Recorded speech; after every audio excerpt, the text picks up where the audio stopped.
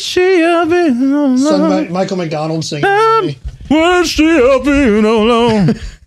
Well, how many tears I've lost. Don't stop. No, taking no longer. I'm standing in the street rain. Don't think I'm ever gonna make it home again. The morning started rising. It's kissing the day. We in the sky keep on turning. Wow.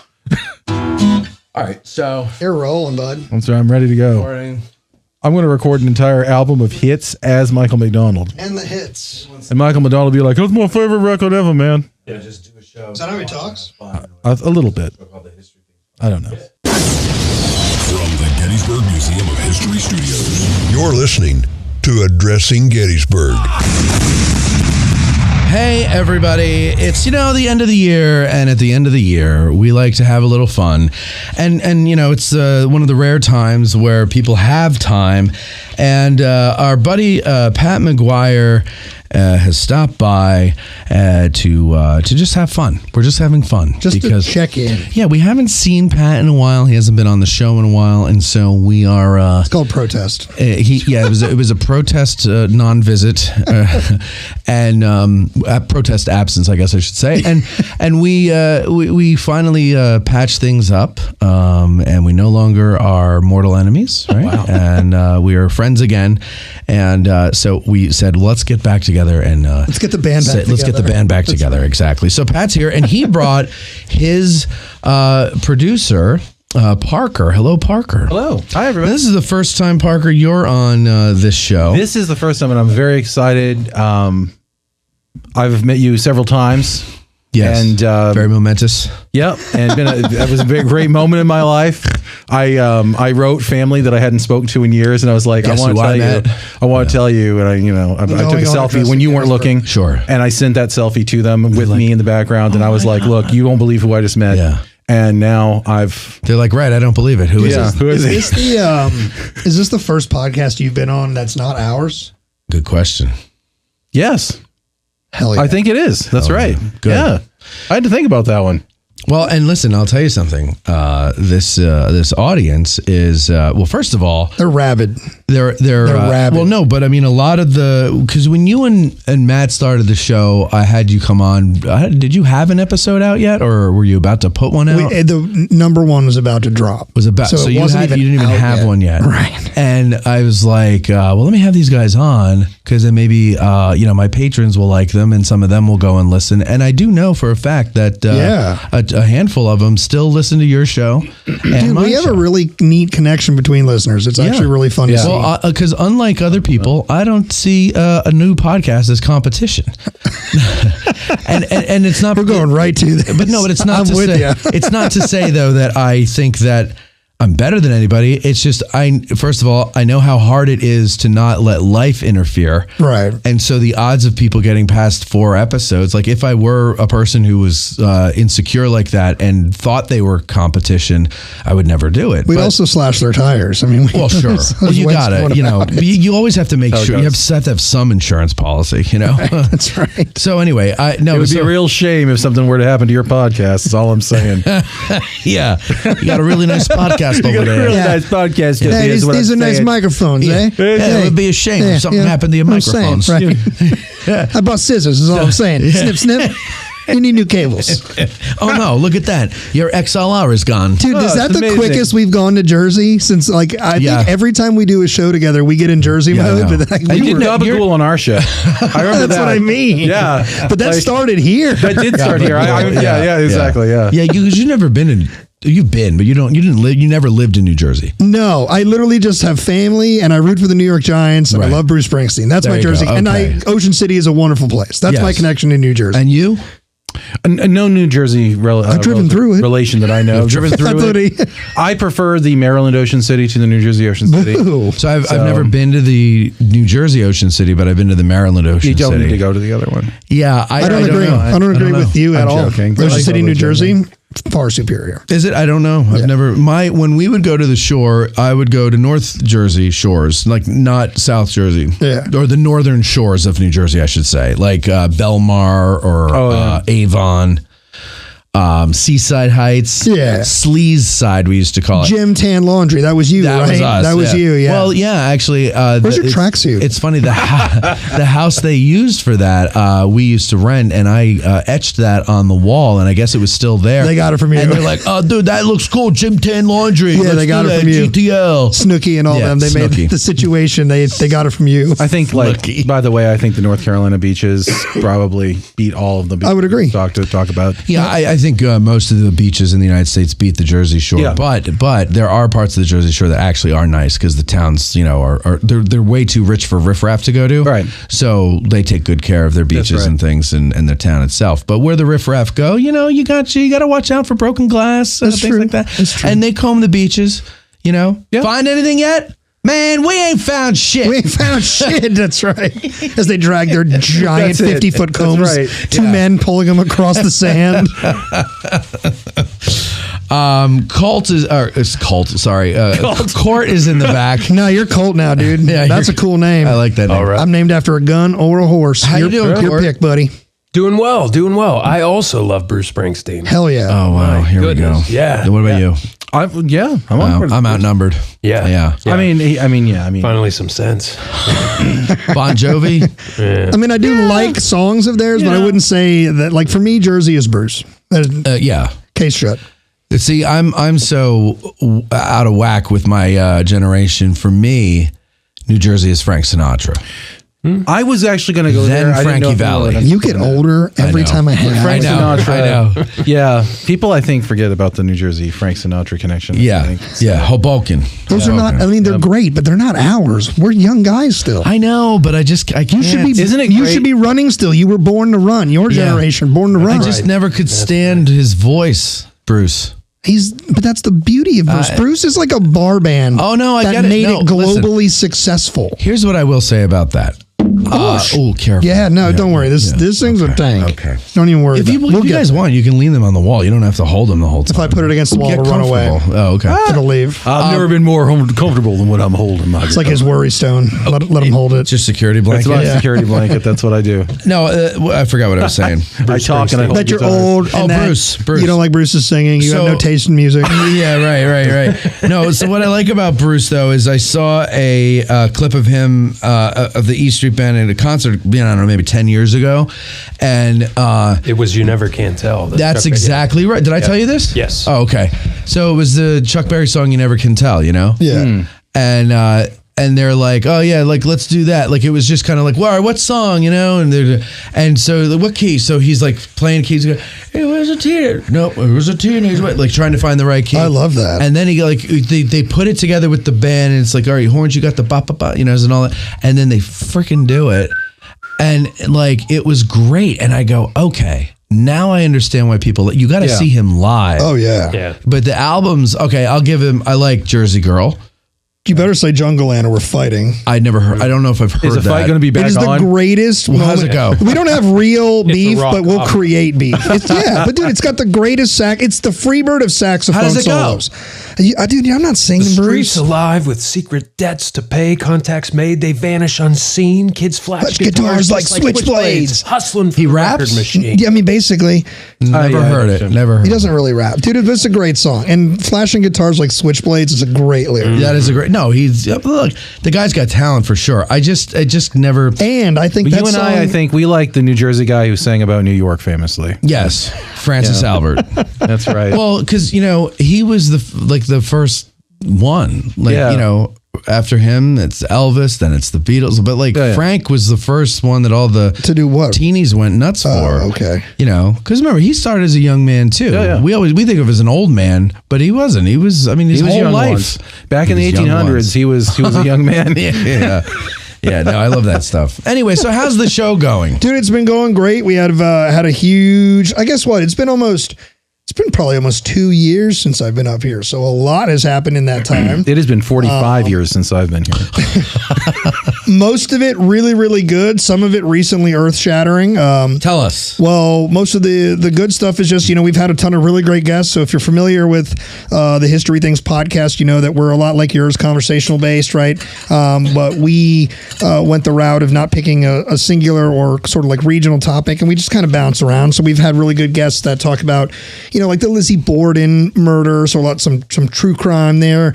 We finally got Scott Hartwig, so we covered Gettysburg for the first time, which is cool. Congratulations. Thank you. Yeah, that was... and that's a good one to start with. Is it? He was my first guest. Is it? Mm-hmm. No, Scott was, honestly, that was one of the most surreal experiences. It was like, I've watched you in every documentary, and now you're sitting in my house, in my studio, and you've signed you've technically signed my house, because he signed like the wall that we do like you. Yeah. And I was just like, the wall of fame. Like literally. I was sorry, but I remember when he drove in the driveway, I looked at your wife and I was like, he's driving in the driveway. Yeah, we were the first time. It's real. He's coming here. So Parker was there for the Antietam episode, which was the third time we got to hang out with Scott officially, like in the studio, and that was really cool. But dude, the first time we had Scott on the show, Matt and I are freaking out because we've.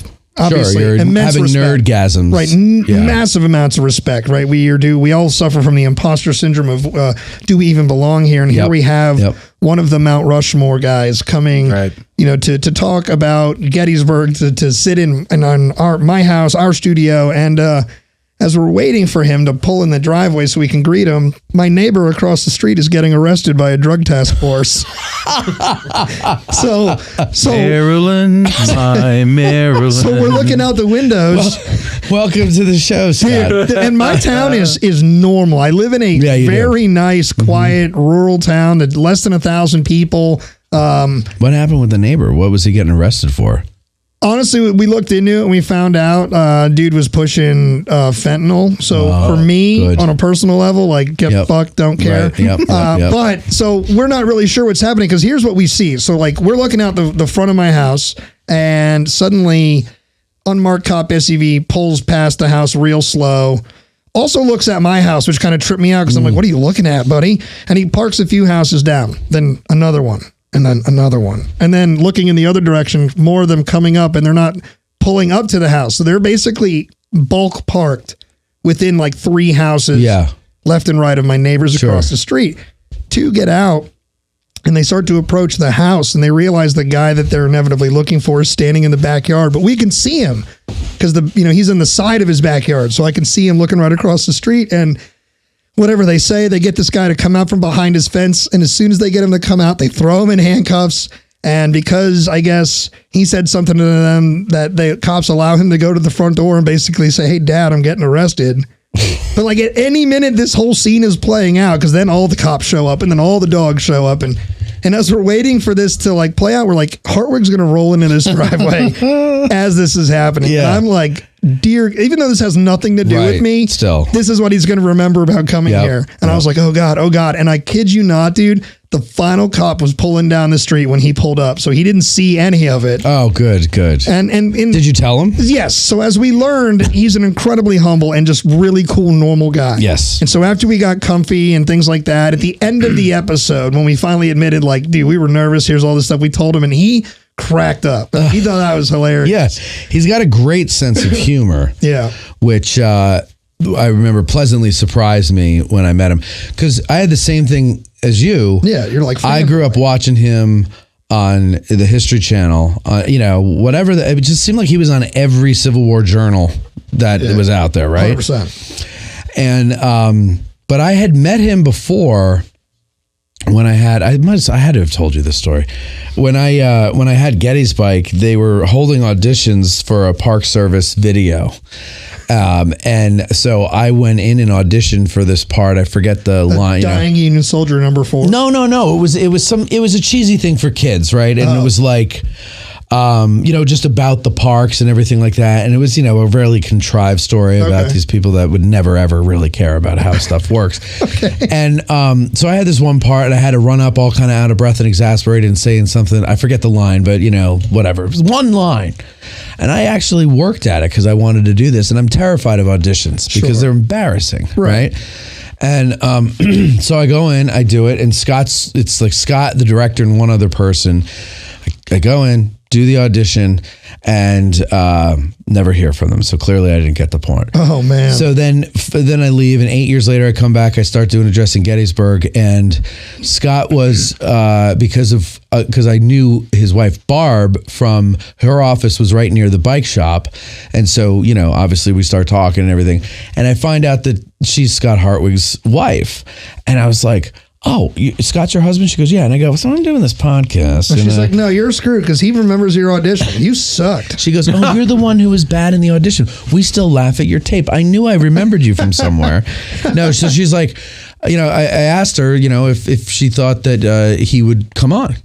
And she's like, yeah, no, he would definitely come on. I'll put you in touch. And so she did it. So he was my first guest on the show. And it was like, I'm like, well, if you're going to do this, you might as well start at the top. Right. And if you can do this without getting nervous and you just treat him like he's a regular person like everybody else and, get your fanboy stuff out of the way, everything will be fine. So I was like, I said, well, let's do it at this time. I'll buy you dinner. Do you like wings? He's like, yeah. So I bought wings from Tommy's Pizza, and there were picnic tables out there by the bike shop. So we sat on the picnic tables talking, and I go, Scott, we met before. And he goes, oh, yeah? And I said, yeah. And I told him about the audition, and he just started laughing. He's like, sorry. Sorry I didn't get the part. But we had a good time, and we talked about his, he wrote like a pamphlet called A Killer Angel's Companion. Mm-hmm. Yeah. Yes. And so we talked about that. I thought that was kind of important to get out there. We got some fun laughs with him. One where, as Antietam guys, Maryland campaign guys down on our end of things, he humored us a lot. And he was like, he basically was like, I agree with a lot of the importance, the significance, because we always make the case that like the real high water mark is at Antietam. Mm-hmm. And he's like, you might be right, but you're never going to change. And so we always laugh, but he talking about how cool he is and how forward I am. And I guess most people don't really know me personally out there listening. So they hear the caricature of me on the show. Like initially, I'm not as gregarious as I will become 5 minutes later or on the show. So like with Scott, there was very like chill, reverent, things like that. And once I got comfortable with him, I decided I was going to lay on the I hate the Pickett's charge endearment. I was like, he's a division commander. He's one of three. He's not even his Longstreet's assault.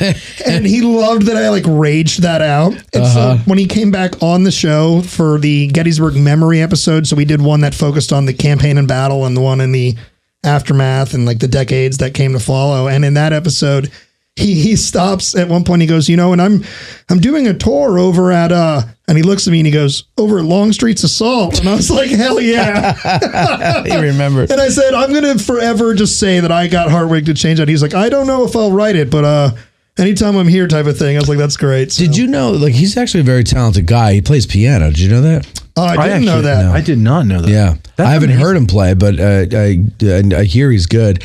And he also did stuff in the local community theater. He played Lincoln. What? Good old Abe Lincoln. Yeah. Did he really? Oh, yeah. Wow. Yeah. No, he's dude, talent. He is a Renaissance man, if you will. So is Danny DeVito. Haven't seen the movie? No? I vaguely remember it. He's from Jersey. Yeah. He's from Freehold. Actually, he might be from Asbury, but either way, he's from the area where Bruce is from. Yeah. Now you know. Now you know. I knew he was from Jersey. I don't know where he's from in Jersey. I'm trying to think of that. Yeah. Well, whatever. It doesn't matter. It's Danny DeVito. So we've so we had big guests, right? So we had like Hartwigs and Hot Tax, and we had Sarah Miller doing the Lizzie Borden episode. We've done 2 episodes in the last 2 seasons that are just instant favorites for me. Personally, we did one where we talked to an author researcher named Kevin Duffus. And he basically shreds Blackbeard the pirate in the sense that almost everything we know about him is bullshit. And he doesn't just make the claims. He's like, let me walk you through the documentation. And it's really, really crazy. Give me an example. One. Beard is probably his last name. Like everybody thinks his name is Teach, right? It's like, probably, it's probably Beard, and it's actually probably Baird. Well, where did Teach come from? He was a teacher. No, it came it came from, honestly, two things. Just people passing rumors around. And here's the biggest simplification. If you had to, like, what's the point that Kevin makes is, like, almost everything we know about the golden age of piracy comes from a single 1724 book called A History of Pirates. Yeah. And it's an uncited works, and it's actually written under a nom de plume. Right? Pen name. I always forget, right? Because nom de guerre is like a war thing. But so it's written under nom de plume, and the guy's actually a Jacobite. And when you peel back the onion layers of it, it's actually a piece of propaganda, anti-English propaganda. Really? But the point is that look at all that came out of that. Like, here's something. It was amazing. Here's something that's great, amazing. and here's something that a lot of the listeners out there may or may not have experienced. If you go to Colonial Williamsburg, you can go to the spot where they hung the rest of Blackbeard's crew. None of those guys got hung. Hanged. Whatever. Hanged. None of them get it. None of them are dead at the end of the day. They're pardoned and sent home because they're arrested illegally when they are arrested. So how does he verify this? Well, people that should have died have children and grandchildren after the dates they should have died. Verifiable. DNA, likewise, things like that. So he basically started with this journey through researching a guy named Edward Salter and Susanna White, which I believe is his granddaughter. But it really just explodes. And I found him to be one of the more fascinating guests we've ever had, because he's kind of like an Indiana Jones in the sense that he steps through the story and becomes part of the story. So at one point, he has Edward Salter's bones in his car. Really? And he is recovering them on behalf of the family to take them home for proper burial. Okay. But like, it's like crazy. Like, the bones of Blackbeard's crew are riding shotgun in this dude's car at one point. Down in Hatteras, when the Civil War breaks out, the Confederacy tries to darken the coast. So along the coast of the entire Confederacy, they're removing the lighthouses, they're turning them off, whatever, trying to destroy them at times. So further north on the island of Hatteras, they blow up the Body Island Lighthouse. If you go there today, it's the horizontal black and white striped lighthouse that's there. Yeah. And then the very famous black and white barber pole lighthouse that's in Hatteras is an 1870s one that was rebuilt just because the original one needed to go away. But the original light, they didn't have enough time to blow it up because Silas Stringham and Ben Butler were landing forces in August of 1861. So what they did was they just removed the original Fresnel lens, so the actual light. Okay. And that lens is an incredibly complicated system of these thick glass reflector things. Sure. And over time, the light was lost and all the lenses lost with it. And he tracked down the original light where it was hiding and tracked down family members who were holding on to the original pieces and convinced the majority of them to donate them back to the state. So if you go to the graveyard of the Atlantic Museum, you can see the original Fresnel lens that was removed by Confederate soldiers and basically lost to time in a warehouse. He found it. And it's like, so he's an incredibly wild individual and like just a fantastic storyteller. And he's thorough. He's not making claims he can't back up, which I found to be incredibly attractive as a storyteller. I was like, you have a shakeup of Blackbeard. He brought the receipts. You can prove it. And that was wild. Thanks, Parker. He didn't really get the point across. I'm glad you clarified for him. I like to pat-splain things. And then Park explain. Why am I so quiet, by the way? You are? Yeah, I feel like I'm really quiet. Well, because you're loud, so I lowered your trim. You know what it is? I'm used to being on my show where I can talk louder than everybody. Right. Well, you're on my show now. That's what I'm saying. My mic cuts in, yours doesn't. This side. But we hear you. You're coming in nice on the levels. So the other show that What? I can't hear you. Yeah. I'm just kidding. What? The other show that really kind of stuck out as being real special for me was in this current season. We did another big shipwreck, right? We kind of made a name for ourselves in season 1 with Titanic. We eventually did Lusitania, and we did the sinking of the Edmund Fitzgerald this year. Great song, things like that. And that's how we came to the story. So we wanted to cover the story to get us to a point where we could flex some of our talents that our listeners maybe have heard about but never really seen, which is I'm a musician. Parker's a musician. We have the ability to kind of create a lot of really cool magic that people don't get to see. So we had Parker take us through in a follow-up to our Edmund Fitzgerald episode, take us through the song. So take us through the history of how it came about, kind of what Gordon Lightfoot was like as a musician, just the reception. I almost had him on the show. You did? Yeah, because he was supposed to come and play at the Majestic Theater. And I had contacted him through Instagram, and he actually answered me. And he said that he would do the show when he came in, and then He died. COVID hit. Oh. No, he didn't die. This was before he This died. was before he died.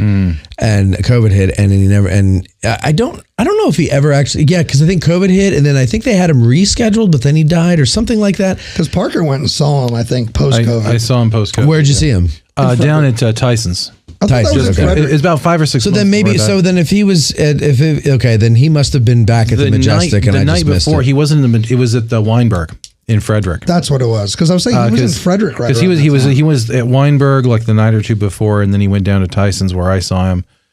And I'm glad I went because it was a great show. The band was fantastic. You could tell that Gordon was kind of like, in not his feeling twilight. well. Yeah, he was not feeling well. Yes, but yes. But when he started, the thing was when he started talking about, the Edmund Fitzgerald, he really came alive. Yeah. And that stuck out with me even then. I was like, wow, this is a special. Is that your favorite Gordon Lightfoot song? It's mine. It is a tie between that and Sundown. Sundown's my favorite. Yeah.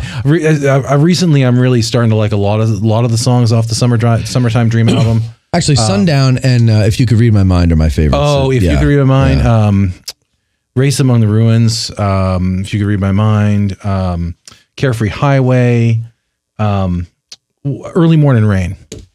Another one. How's that go? Here in the early morning rain, there's a door in my head. I love it. We'll say. Turns into Elvis. Yeah. Yeah. He covered it. Yeah. I think that's one of them he covered.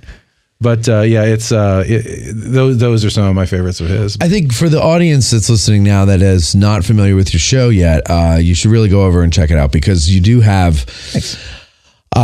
First of all, you put out quarterly shows that are like 5 hours long. Not right? even. Now we're on the monthly. Now you're on monthly. This is where I've been for the last 2 years. We're a monthly show. So you're We're still monthly recording show in our now. studio right now. I don't even know how that works. That's why you haven't seen me. So in reality, people, no beef.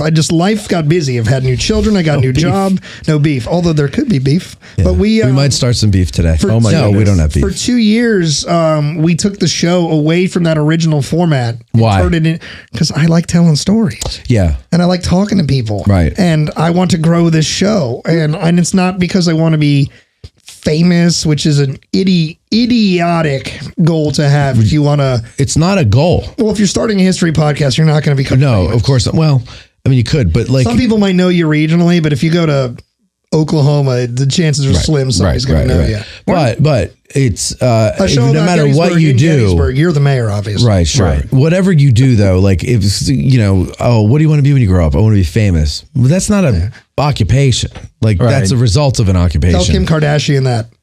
Well, it's a result of an occupation of It's a Now, great, you it's a were great on- comeback story. You were on our show last year. no, 2 years ago. 2 years Was ago. that 2 years ago Yeah. now? He was the What? first person It's in the history of it's town. still ranked among the highest rated It is. episodes. Well, it's certainly in my book. Yeah, that was a St. Patrick's Day It episode. was a St. Yes. Patrick's Day episode. Yeah. That's right. That was fun. That was a lot of fun. That was one of the first times we got to do things on my show that I wanted to do from the beginning. Right. Just Well, as I remember, like Matt kept trying to get serious by bringing the history out, and me and Pat were acting like children. Oh, and, yeah. and you're sitting in the corner laughing. Yes. And me and Pat are giggling Yes. and making these stupid jokes, and Matt's like, "Okay, so St. Patrick," and we're like, "Bah, bah, bah." And Parker's got this Irish flag on as a cape. Like, it just looked great. And what's funny is it's not a video show. no, we're doing But it. that's what you got to do. Even if it's not a video show, you have to get into it. And, It was so much fun. And So coming back to the Edmund Fitz, so one of the things we did at the end of Parker's episode was let's not just talk about the song, since we can't afford the royalty of paying to play Gordon Lightfoot's song the way we'd like to. It's like, well, what if we play it ourselves? Right. So we did a cover of it, and we got my brother, John Filson, who, as a musical partner, John and I go back now 25 years. I mean, we like first bands when we were 13 years old. I was playing bass in that. He was drums, and then eventually I took over in lead guitar. We formed another band and took that kind of decently far as a regional heavy metal act. Got to play some very big, high-profile shows, high-profile bands, but local scrubs, typical band that burns out. But John and I still play, so it was like, all we need is a good rhythm section down. So I was like, John, you want to play drums on this? So with the three of us did it as a trio. And would you overdub the bass or did you not use a bass? So we recorded instrumentation, and then what we did was what you see in the video is a live rendition that has the backing bass. There's like a little banjo buried in there. A little Les Paul buried in the back. A little Les Paul buried in there. And then there's basically me doing the lead part, Parker doing the main guitar and singing. But that was so well received, and that was really something we were nervous about, because it's like we primarily have guests to tell stories, or we'll break that up by maybe telling a history ourselves. So it's still I think you think too much. And then they hire me for a quota, I think. True. That's true.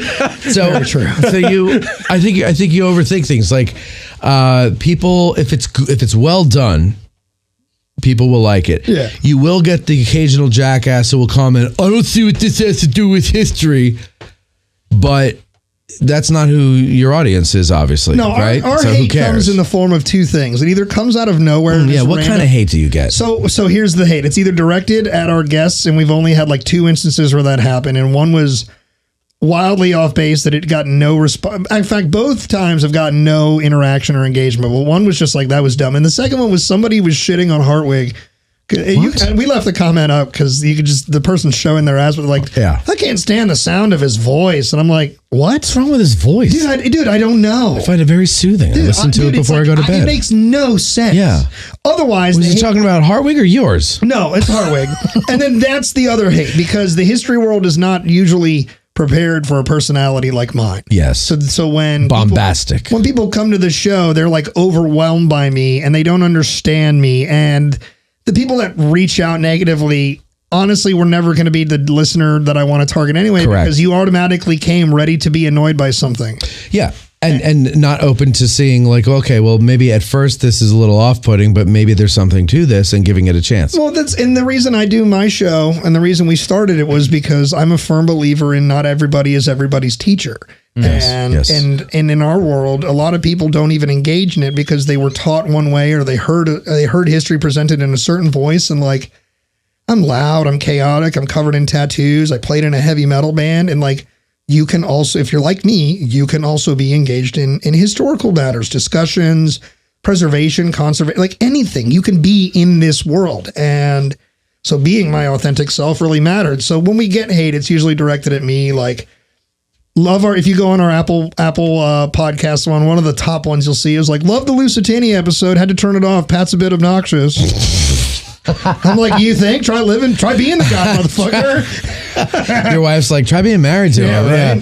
So, okay. So I don't really pay that much mind because. But how do you love an episode while the host is obnoxious? Like, why? How? You know what I mean? Like, if I find something where I can't stand the voice of the singer or the host or something, I don't care what the subject matter is. I can't listen to it. So, dude, for me, it's one of two things, and I'll leave it here at this. It's either somebody that personally knows me and doesn't like me and is just being an asshole. Okay. Maybe ran their own podcast and made their own skin coverings their identity. Neither here nor there. But I was just going to say. But it's either somebody like that, or it's somebody that just take it for what it is, right? Like, even when people would like crap on my band back in the day, because that's what you do, right? You crap on the local bands. It's like, what are you doing? Like, I'm with my band, I'm performing, I'm writing. So it's like me at the end of the day, I'm a human. Does that stuff bother me initially? But then I'm like, dude, you know what I have that you don't have? I have a microphone. I have people listening, and I'm not trying to like use that as a weapon against you, but like, I'm trying to do something. Shut the fuck up. Yeah, I'm with you on that. At first it did bother me because, they'll probably get more now because I said that. They're going to come out of the woodwork because they're like, oh, listen how arrogant he is. But who cares? I don't. It did bother me at first because like it was, you're new to everything and you want it to work, and you get negative shit too soon when you don't have a strong audience. It's hard to overcome that. And not only that, but at the time when I started, I was coming out of a very, very, very, very, very, very, very, very deep depression, and it was really bottom of the barrel type stuff. It was a Great Depression. Wow. It was a very, very, very, very, very, very many, many, many Great Depression. Did FDR save you? No, he didn't. I saved me. Okay. And that's why I don't believe in going to the government for help. It was called the poo deal. Because I saved myself. It's not the New Deal. The poo deal. Anyway, so I was really kind of raw when I started this, and it was like it was like touch or go if that was going to set me off or whatever. Sure. And luckily, it was nice people and good people that found me first. And by the time the hate started, I had heard enough good things from people, and I didn't believe it. I'm not saying they were lying, but I couldn't see it about myself when they would say good things. Yeah. But I said, well, they wouldn't say it if they didn't mean it. So take them at their word until you believe it yourself, right? Sure. And then I started to believe it myself. And then I started to laugh at the hatred because I realized that they're, like you just kind of alluded to, they're showing you more about themselves than anything about you. And then I started to laugh at them. And then I would feel sad for them because I was once that miserable bastard who had nothing but critical things to say about people who were out there in the arena doing something. And then I realized that's really no way to be, especially if you want to call yourself a man. Like, you don't hide behind a keyboard. And you first of all, if you just move on, like, why would you waste your time? You know? Exactly. And so now when I get a negative comment, I write, thank you for help with the algorithm. Yeah. Because that's all they're really doing. And so you should embrace them because it's all something, you know? Yeah. And so it all works. I've also learned, and as you have as well, right? So when we started, we were probably a little less than a calendar year behind you as far as like being in the game. Right. So both about 5-6 years doing this now, 7-ish, somewhere in there. And the bigger you get, the more attention you get, the more things come at you. You become a magnet for it. You become a magnet for the good. You become a magnet for the bad. You know, people start to surround you that are not as helpful and sometimes personally draining. Yep. Things like that. So you just got to kind of weather it. And for me personally, I was able to navigate that a lot quicker than some of the other people affiliated with our show, just because it has happened for me in life before with music.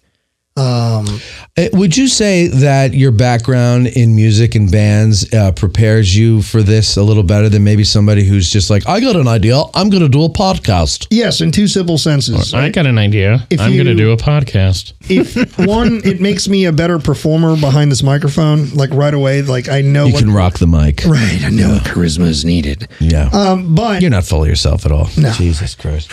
And then also understand, and I guess three things, because understanding that the stage version of yourself is not yourself. Yes. That's why I tell people, it's like you're getting a very amplified version of the reality of me on my show versus like, if you know me in real life, yes, I have a lot of passion for things, a lot of energy, and I can get loud, but that like borderline obnoxious, like that guy put it there, like that is because there are people like that in our community that need to know that their voice can be a part of this conversation. Sure. Too. Not everybody has to be a dry old dude. Well, and I think that's the thing that's, I can feel it changing is that and this is just a normal cycle of life type of thing, but the dry old dude that you're talking about, like they're still there, obviously. There's still people who will listen to them, and I do. You know, me too. But the thing is, there's a couple generations coming up now that will not give it a minute of their time, and if you want this stuff to live on, you have to figure out a way to entertain while you're educating. 100%. And that means there's all different flavors of that. Some people don't like my style. Some people don't like your style. Some people like yours and not mine. Mine and not yours. Like mine. Huh? Not many people like mine. Well, they will someday. But no, and I think that it's we're in the middle of a transition period. Yeah. Where tastes are changing and how people receive their information is changing, and we're kind of a little bit ahead of the curve because obviously podcasts have exploded. 100%. Everybody's got one. Yeah, and you know, well, everyone's got one, but they're also very influential. Right. Yeah. And so now history podcasts, you know, there's some very popular ones that get millions of views and things per month or per episode or whatever the case may be. But those are people who, as to my knowledge, already had a career, already were a name, Right. and they went and did a podcast. I don't really count those, right? Like Joe Rogan, as popular as he is, I don't really count that as a successful podcast. I watched him make people eat fucking crickets on NBC Exactly. and then try to fill the shoes of Jimmy and Adam on the Man Show. Right. But my Him point and Doug is, sucked on that show. yeah, that wasn't They good. were terrible. I totally forgot about that, they did that. stage. Yeah, until you just said it. But my point is that like I'm not impressed by his success because he was already a name. He was a commodity. And Right. with UFC, it built a whole different Yeah. career that people didn't even know about. Yeah, so I mean, anybody can be successful if they're halfway decent in a podcast and you already have a name and you bring an audience Right. to it, right? But try starting a podcast and building an audience from nothing. And you know, so you might not have a huge one, but the one that you have is like, to you, it's the world, because this is something you built. Well, that's why I enjoy the sort of duality of our shows, is because both of our shows really became vibrantly alive at a time when the world was going nuts. The pandemic was settling in. We were like, what do we do? And then at that same moment in our little world, I think 3 other podcasts popped up immediately. Yeah. And then some periphery creations were started. And 5 years later, We're still here. Pretty We are. much all that's left. And I think going to what I was saying by like just being charismatic behind the microphone to start is like, if you've ever done anything tangible, like in a creative sense, like start a band and take it somewhere, whatever, start a blog and take it somewhere, you got to have a plan.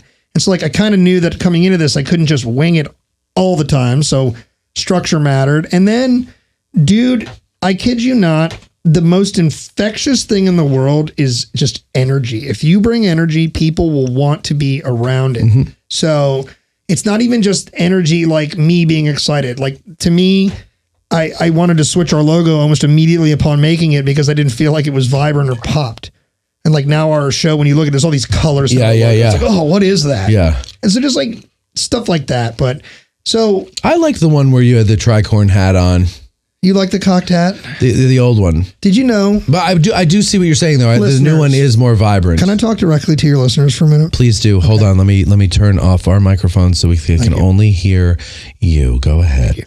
I know we all loved calling it the tricorn hat. But did you know, you can go back to that because I can be omnipotent with this one, that it was called a cocked hat. It doesn't become known as a tricorn until we're in the 19th century. I can explain that. Cocked hat was dirty. They said, this is obscene. We're calling it tricorn. The Federalist era was like, ew. Yeah. That's right. The Victorian era. In the age of enlightenment, they were like cocked hat. Right. You did what to the hat? Then we hit the What Federalist. did you do to the hat, sir? I cocked it. We hit the Federalist era, and they were like, "Oh no, oh no, it's a tricorn." Yeah. No, don't call it a cocked hat. You call it a tricorn It's because hat. it's less about a dick. Right. Can it be a tri-cornered hat? No. Corn. Corned. Well, who corned it? Who corned it? No, it's got 3 corners. Corn. Right, so let's call it the tri-cornered hat. No, that makes no sense. How many more corn could it be? And the answer is none. None. None more corn. None corn. Could it be a quad-corned hat? No, that's stupid. Stupid. That would be a quad-cornered hat. Wait, what? What? Why is that a You would quad-cornered be hat? putting a square hat on a round head. And that doesn't work, my friends. Right. Who were the people that had that square hat, with the weird rolled up? Was it rolled up on the side or was it rolled up on the front and back? But it was like a cowboy hat, but it had a weird. I don't know what you're talking It was about. All some that's in my head right religious now sect. is Devo. Oh, is it the They're wearing Quakers? those weird Was it the hats. Quakers? Was it the Quakers? I'm thinking oatmeal, right? Yeah. Let me look it up. Let me look it up. Keep talking. So anyway, you were talking about how great you are. No, not at all. How great. Not by thou any stretch. art. And so anyway, tying it back. So in the 2 years, lots of guests, lots of growth. Sort of Quaker. Being more available as an offering. So not just waiting once every 3 months, you're getting a show every month. We do a From the Field series once a year. So instead of just sitting in our studio, we go out a lot like you do with the Get Out of the Car tours and things like that. And we just do like hey, if we're talking like this year, we talked about the Battle of Monocacy as a podcast episode. To support that in July, we went to a ton of the relevant sites and kind of told you a visual version of that story on location. So we do that. But then we started to expand, and that's where the the instrumentation sort of came into the show was we explored music for a third time, but we wanted to play it. And then we realized that Parker has this tremendous talent that we're almost wasting on the show. Yes. And, Parker is brilliant. Parker is hilarious. Parker is an overdriven producer of things. So if you give him an idea, it will become reality within hours. Right. So we kid you not, we did an episode. You hear that, Court? I got you. Okay. We did an episode. No pressure or anything. No, I'm already there. Good. Actually, he is. Like, he's been home in West Virginia for the last 2 weeks, and he's like constantly sending me texts. That's awesome. It is awesome. That's good. It is a relief. We did a World War I episode recently, and we talk about a French guy named Victor de Hairball or whatever. And Victor Airball? Victor de Hairball. But Victor de Hairball. Whatever it is, but Parker and I both mishear it. And Parker asks, he goes, Victor de Hairball. And so there's like a 30-second joke about a French officer who's really a pissed off cat. Kid you not, we get home that night and he said that in 3 hours, you and I are going to have a picture of Victor de Hairball on our phones. Yeah. At 6 o'clock in the morning, the next morning, as soon as I turned my computer on, I made Victor de Hairball. Like, we had it within less than 24 hours. Like, oh, there it is. So what happened was earlier in the show's history, we had two things happen. We had a World War I conversation going, and we got one of our first pieces of hate, which was somebody did not like the way I referred to Kaiser Wilhelm II. It was a Titanic episode. Was it? It was in the all the way back in White Star 1? Yeah, it was the first episode I was on. And was a White Star episode. They didn't like that I called Kaiser Wilhelm II Willie the Deuce. Right, which is, by the way, one of the things I find charming about you is that you come up with those like hip cat type of names for people. And I think that, but then that's obviously something that rubbed this guy the wrong way. So what happened? So here's why that's funny before then we get to this part. So one, it's funny because we can't figure out what he's mad at. Are you mad that I called him Willie or that I threw in the deuce? Because historically he was called Willie. Because you ever heard of the Nikki Willie letters? Like Kaiser Wilhelm telegrams? And Tsar Nicholas II in Russia are cousins, and they write letters and they call each other Willie and Nikki. So it's like, this isn't something I made up. They call each other these names. Historically accurate. We hope, we think he's mad that I said the deuce. And mainly because this guy has an aversion to poop. But what ended up happening was... Wow. He's psychoanalyzing. So what ended up happening was... Very Freudian. We're sitting there having a show meeting. We talk about this. The co-host of the show at the time is very... he's stressed out that we got some very direct hate about it and things like that. And I start to laugh about it. Parker's starting to laugh about it. And I bring up, I would like to address this directly, to which I got voted down on. I couldn't address it for a very long time. And in that same conversation, I brought up one of my favorite low road, I don't know, revenge, whatever, kind of tactics I've ever seen was a local Frederick newspaper got sued by a local politician because in an editorial... Kirby DeLauder. You know about this. He was my boss. Was he really? Wow. I worked for his construction company in 2008 into 9. Here's what I love about this story. He basically sued them and did the Will Smith. Keep your wife's name out of my mouth. Don't say my name, right? Right. He's a public official, an elected official. He's a public official. He forgets the First Amendment and the freedom of press all exist. Yes. So what the newspaper does is decide to write an article called Kirby DeLauder, subheader, Kirby DeLauder. And then they literally only said his name for about 5,000 words. It was like Kirby DeLauder, Kirby DeLauder. And so I was like, man, wouldn't it be great to just do this? And so without any conversation, nothing other than silence for like a week. And then out of nowhere, Parker sends a file. And it's a song. And the song, at one point, what we decided to do, because that was early in, I think, season 3 when we finally addressed it. And then we kind of made it a joke without directly saying it all the way till the season finale. And then at the end of the season, 3 wrap up, instead of our music taking you home for the year, we let Willie the Deuce play. And we told this story. And then we said this one, we name dropped the guy because I don't give a shit. So I was like, this one goes out to you, Mark. And bang. And we played the song. And that song was so well received. I think I know who you're... Is he one of my listeners too? I think he is. Oh, okay. This guy has sent us hate. No, but I don't think I know him. I know him. Like he lives here and I see him often and we talk a lot. And I think some people, their whatever jokes or criticism or whatever are sometimes better spoken because then you get where they're like they mean no harm. Well, one of the times, but that's funny that like this turned into a whole thing. If it's the same guy, then that's crazy. But yeah. One of the other criticisms we got from this guy was love everything about your show, change everything about it.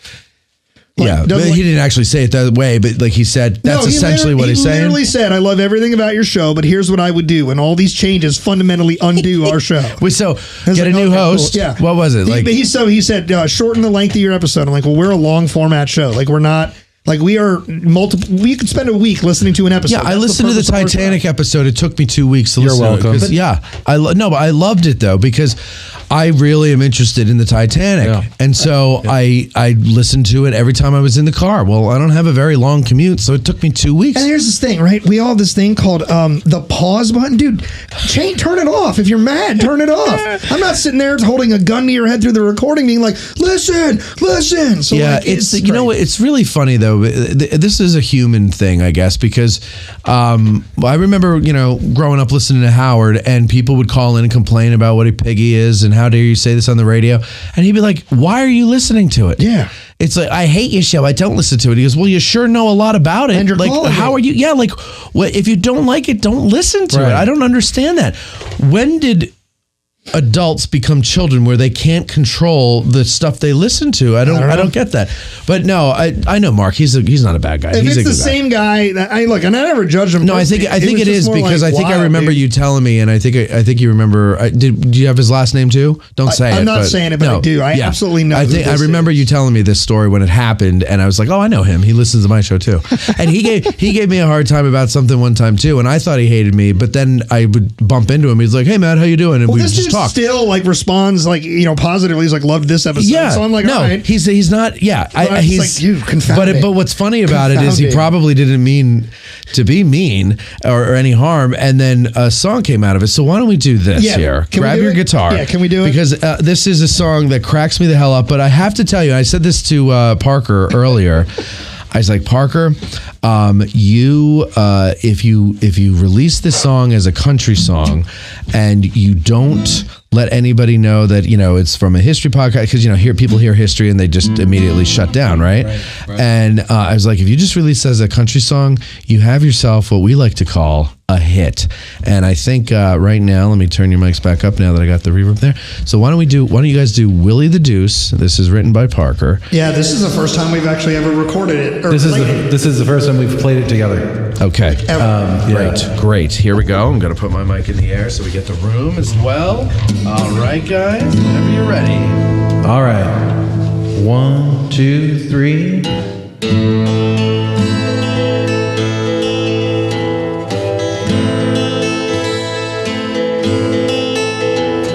His mama's name was Vicky. Grandma was Queen Vic. Soon all Brit would be calling him a dick. He was called the King of Prussia, about 5.5 foot tall. When it came to German Kaisers, he was the last one of them all. He had an eagle on his helmet, little frills upon his sash. He was such an inbred weakling, Woodrow Wilson could have kicked his ass. When you see that mustache on his face, it ain't too hard to deduce.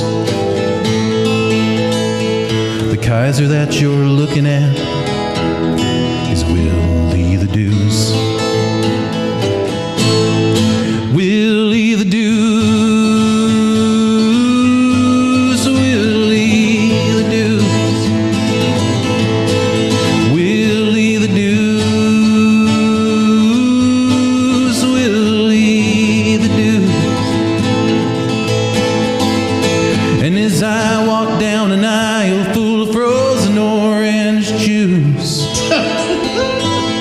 Sometimes I like to concentrate on Willie the Deuce. Some say that war was coming, too hard to avoid, 'cause all the kings of Europe were all inbred and annoyed.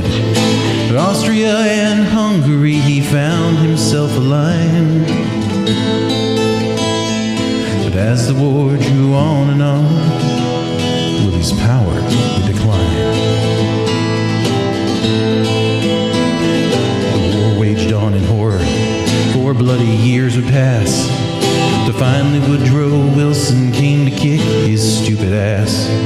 And on November 9th, there seemed at last to be a truce, when who was forced to abdicate but Willie the Deuce. Willie the Deuce, Willie the Deuce, Willie the Deuce, Willie the Deuce, Willie the Deuce, Willie the Deuce. And isosceles triangle can at times be less obtuse than all the many angles of Willie the Deuce.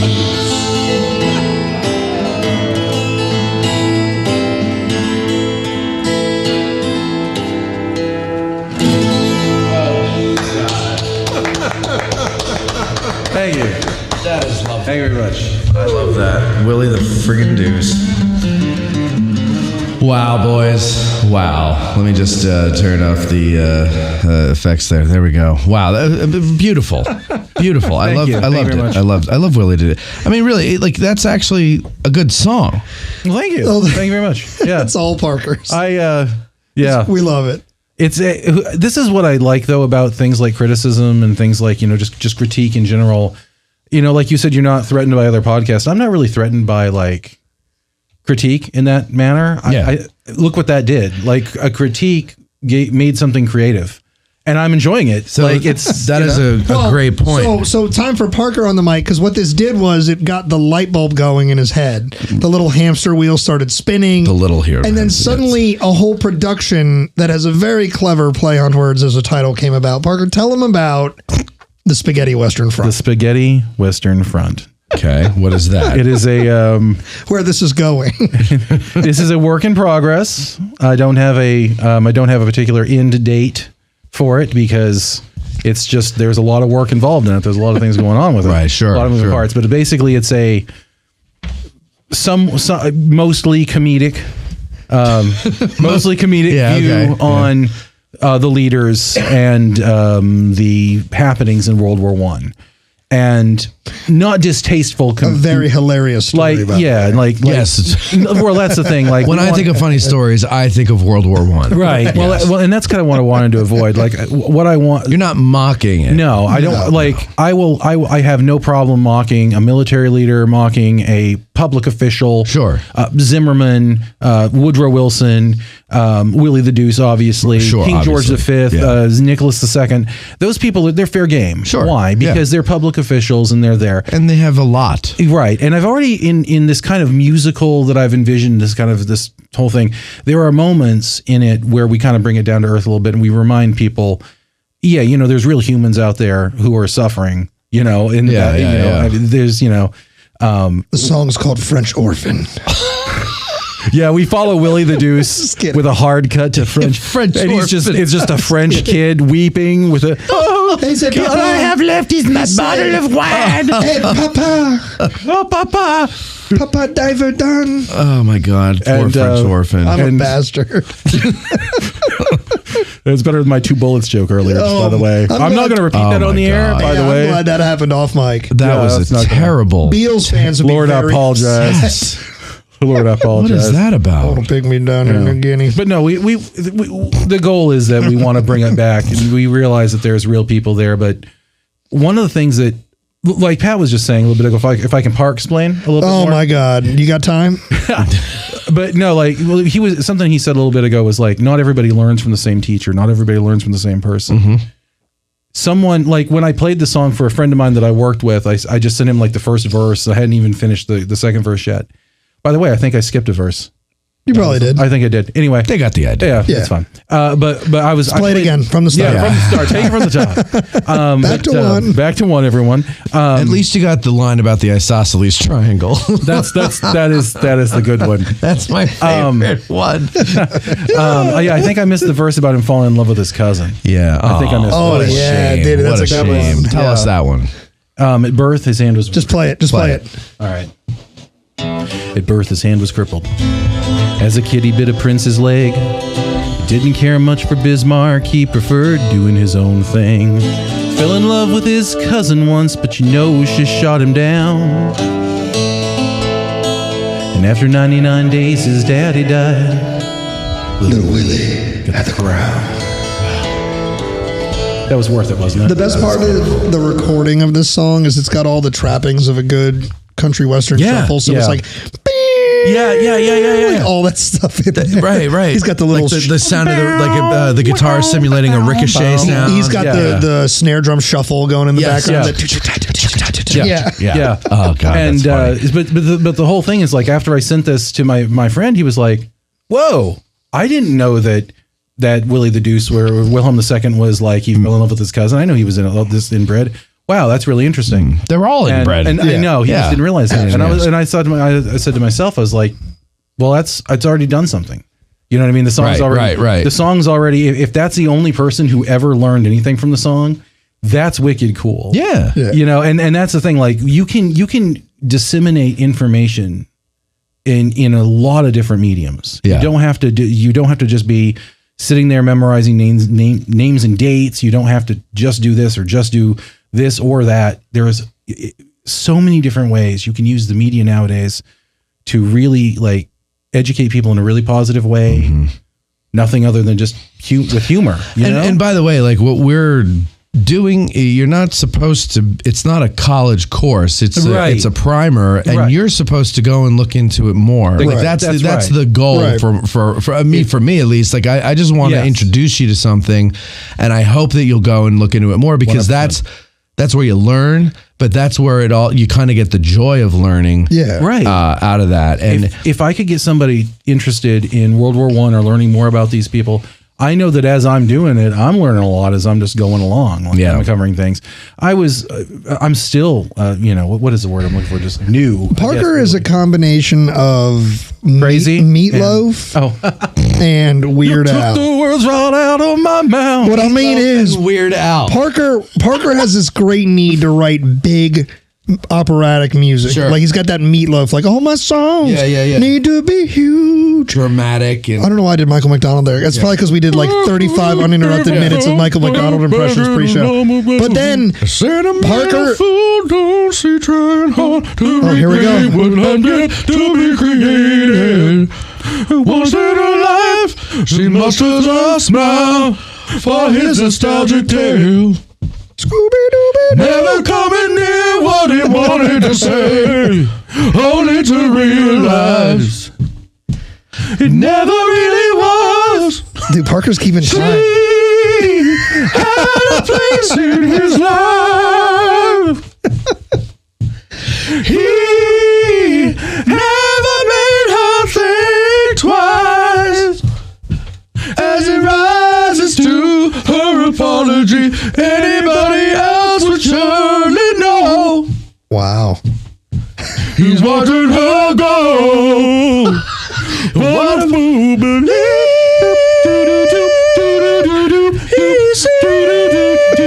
The wise man has the power. And then the Bee Gees take over.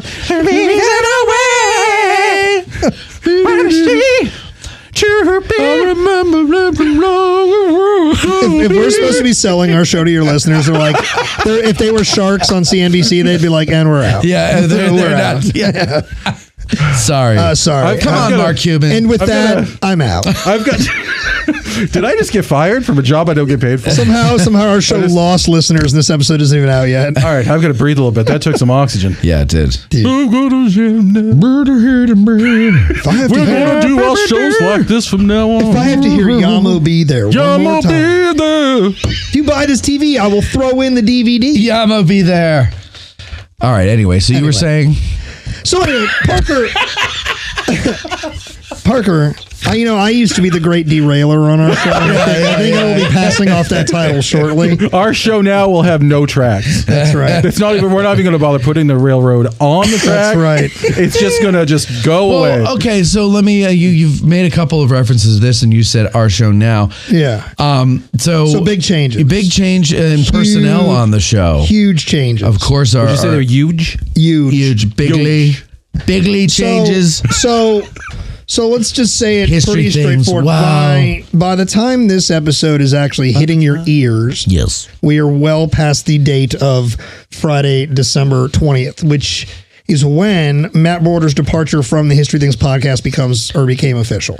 Now this is, it's huge. It's huge, bigly, because it is huge. Because Matt, Matt's come on this show. He's a day oneer. He's what? He's a day one. He's been there since day one. He's been there since day one. It's the History Things with Pat and Matt, right? Yeah. Yeah.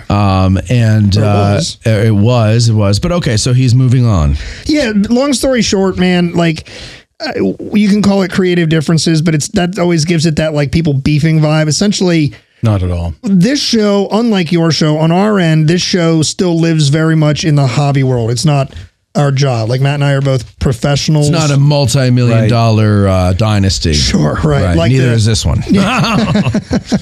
But we just, we grew it, and we got to a point where essentially I and Parker have a vision, and Matt has just got a lot of irons in the fire in life, right? So Parker and I have these simple irons they're complicated. I don't want to demean it anyway, but Parker and I are married. We have children. We have our jobs. Well, congratulations, boys. Did you know this, guys? I didn't. I thought Pat had a wife named Danielle. No, Parker and I are married and we have children. You didn't know that? No, I didn't. We're married now, apparently. Yeah. Good for you both. Congratulations. Did you know it's common law marriage in the state of Maryland? If you do a podcast together for 5 years, you're automatically married. I did not know that. Yeah. I did not know that. No, I was not aware. Wow. That is really That's something. wild. Did you just go Johnny Yes, Carson I there? did. Yeah, I tried. okay. I tried Okay. at least. Yeah. And you did good enough that I got it. That's great. Yeah. That was And I great. grew up mainly watching Leno, so I got that was good enough that I got it. You knew where I was trying to go. Carson was on the air when I was born. I do remember watching him. Sure. I'm young, but What I'm was old. that bit? Karnak, the The great Karnak. That's right. Yeah. Don't do it. Sis boom ba. And then Ed McMahon would be like, sis boom ba.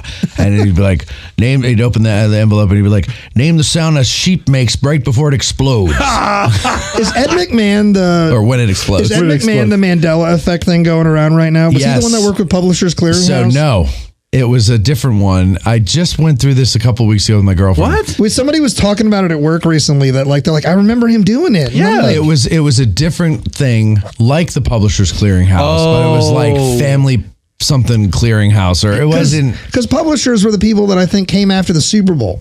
I think they were the ones that knocked on your door right after the Super Bowl, and they were like, "Fat check, take it." Right. So like that. Hold on. Go ahead. Ed McMahon. So anyway, so basically, what happens is after 5 years of doing a show, real life and the growth. I'm sorry. Oh yeah.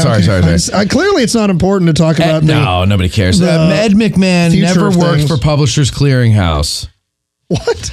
And now what was the name of it though here? Okay, Ed McMahon Mandela effect. Sorry. And then we'll get back to the actual thing here.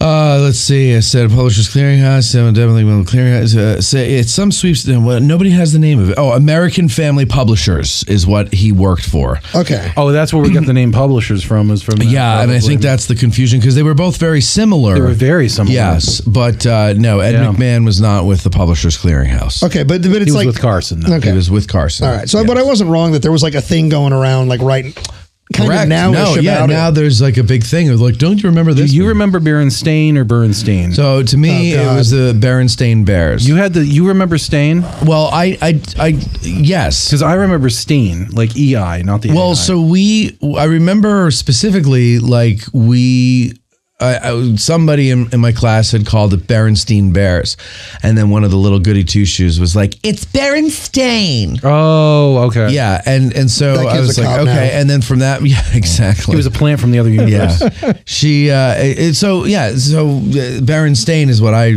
remember, but I can tell you this: I don't remember actually looking at the name. So I couldn't tell you spelling, but I could tell you pronunciation. And that's the thing. Like, I remember the theme song to their TV show, to the cartoon. Oh, I don't remember they had one. It was dun, they did, yeah. dun, dun, dun, dun, dun, dun, the Stars and Stripes. Yeah.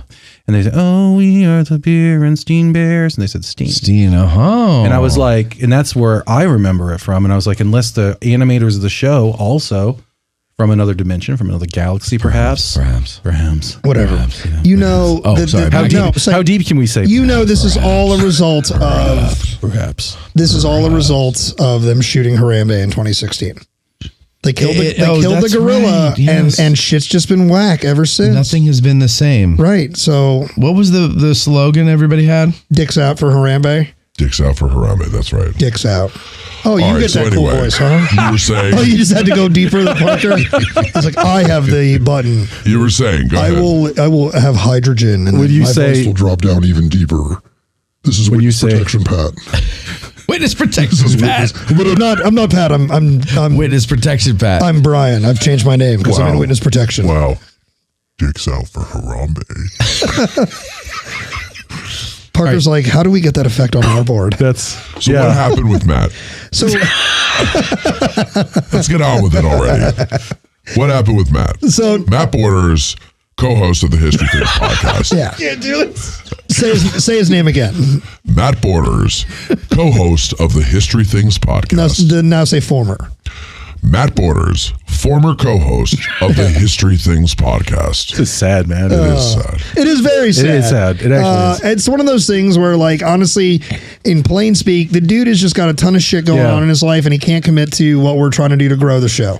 So it's not one of those, like, departures with beef. It's just like, man, wish you could go along for this ride with us, but I'm not a complacent person, and I want to reach as many people storytelling as possible. And the things I would like to do to grow honestly just require a time commitment that honestly, who knows? Parker and I are going to continue the show the way it's always been ran, where we're just going to constantly assess it. If it doesn't work, it doesn't stay around for very long. I can tell you when I used to do that. All right, enough of this. Yeah, dude. I could tell you when I used to do this as a hobby, right? And I'd have people along with me. It was always tenuous as to how long they were going to last and what would it be that would make them leave, you know? And even the people that stuck it out. And Court, you can kind of relate to this because when we met, you told me that you had a similar situation where, you know, you got people working with you, but at the end of the day, one of you is going to be doing 100% of the work. Yeah. Right. And so It's tough. It's really tough. it is because it's hard to do alone. And especially as a hobby, when you've got, you know, whatever, a day job, a family, both, you know, and then you're doing this as a hobby, and it's hours and hours and hours and hours of work, Literal hours. And I always say, like, people are always, you know, sometimes one of the hate comments I'll always see is, you know, oh, it's all about the money for him, and you just, you know, but I wish it made enough money where you could say that. And, you know, like, in other words, like that I was rolling in it or something. If you actually took what I made off of the show and broke it down by hours I put into the show, you'd be like, oh, that's below minimum wage. Right. Well, that's why. 100%. But I don't count it the hours because I love it's a compulsion. But for that's me. why. So, like, I have to do it. I understand the idiom overnight sensation, but on a personal level, I hate it because there's no overnight sensations. Everybody that becomes suddenly famous or whatever, successful, has been working at it for so This long. is my fourth podcast in a decade. When I started it, I had been at it for a decade. Yeah. Did the other three suck? Is that how you ended up here? No, actually, I mean, they did. I want you to know that was dark. the lawyers for Parker Russell do not endorse the comments of Pat McGuire. You have lawyers? I had to get them. I'm just out here swinging. You should have seen some of the things that were in my rider as the producer contract. Oh my god! Really? It was. He started hanging I out had with to you. hit He him. had to get lawyers. Yeah, it's true. I mean, like when I handed him his headset, I couldn't look him in the face. Oh, yeah. You're still not allowed to do he's that. got one of I know. those. Yeah. I know. Yeah. But like, no, but yeah, I You was. used to call me Mr. McGuire the whole time. we had a show called Modern Family After Party, okay? Oh, like the show? Yeah. Oh, cool. Now, so actually, that was a spinoff of a show that we had called Lost, No Time to Explain. And when the last season of Lost was on, we decided to do a fan podcast about every episode, right? And we did it, and we built a little bit of a nice audience there because, it's a popular thing. Sure, yeah. And then, so fun. Lost was over, and a few months go by, and then they have the Emmys. And Modern Family, for its first season, won a whole bunch of Emmys. So my friend Mark, who's brilliant, he said, hey, this new show, Modern Family, just won a bunch of Emmys, so people are really going to be tuning into season 2. We should do a podcast about season 2.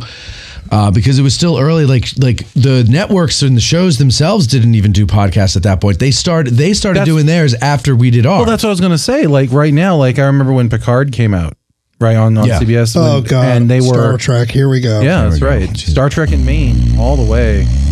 Yeah, everybody. I'll wake you up when it's over. But when Picard came out, after every one of those episodes, they'd have like Wesley Crusher sitting in there. And I know his name's not really Wesley Crusher. I understand that, but yeah, whatever. Is his name George Crusher? Is his name Will Wheaton? Will Wheaton. Will Wheaton. They'd have Will Wheaton in there and talking to people. Will Wheaton. Can I give me some of that? Shut up, Wesley.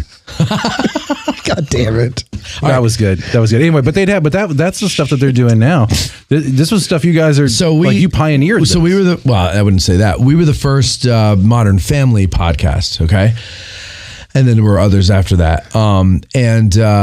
So 3-4 episodes in, we beat Kevin Smith's podcast. Oh, nice! And in the ranking on iTunes, and then we were kind of like, what do we do now?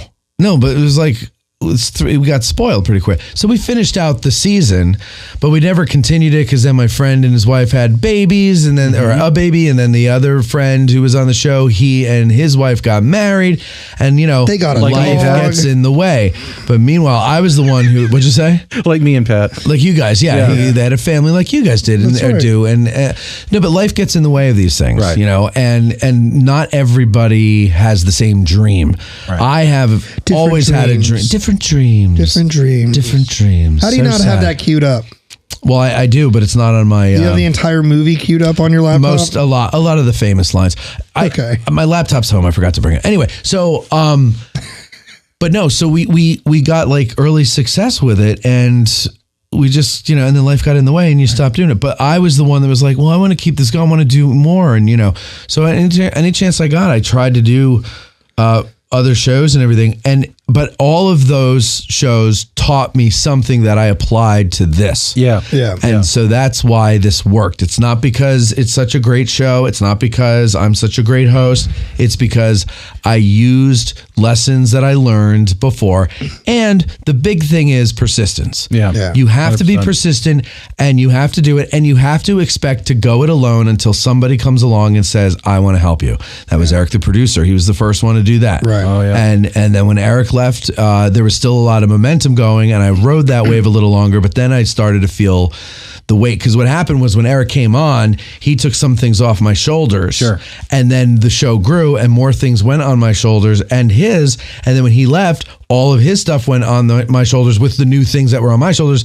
And so it's like, it was a lot. And, but luckily, just when you're about to throw in the towel, you bump into a guy like Court over there. There you go. Right. And he's like, hey, and then just around the same time, my friend Mike was like, I've been bugging him to join the show for 2 years, and he's finally like, all right, everything's in place now, I can do it. Right. And then I'm like, great, we'll start in January. Nice. So but it's a lot. You have to just assume that you're going to be alone until you're not. Yeah. Right. And that's sort of the bummer about Matt leaving is like when we were doing the production of the show, the way the show was built is he was never really built into the production of the show, because starting the show, Matt was already very busy as an individual. When you say built into the production of the show, do you mean just like how we do the behind the scenes, like the process of editing? So like he showed up on recording days. Yeah, for the most part. And that's what they're going to do. And then eventually did more. And then, especially at the beginning of the show, Matt was more of the Civil War heavyweight, obviously, because this is, what professionally he does for a living, whether it's day job or night job or literary job, He whatever lives it and is. breathes it. Yeah. And so, there was a certain element of like, I don't want you to feel like you have to be that. And also, what is the dynamic? The straight man and the silly man? Right. Yeah. Like, Laurel and Hardy. Yeah. And like Martin Lewis. kind of starting our show knowing that was going to be the vibe from the beginning. Now, hopefully by now, if you've been listening the entire time, you realize that it's a kind of a joke because both Matt and I Neither one of us are the straight man, apparently. Yeah.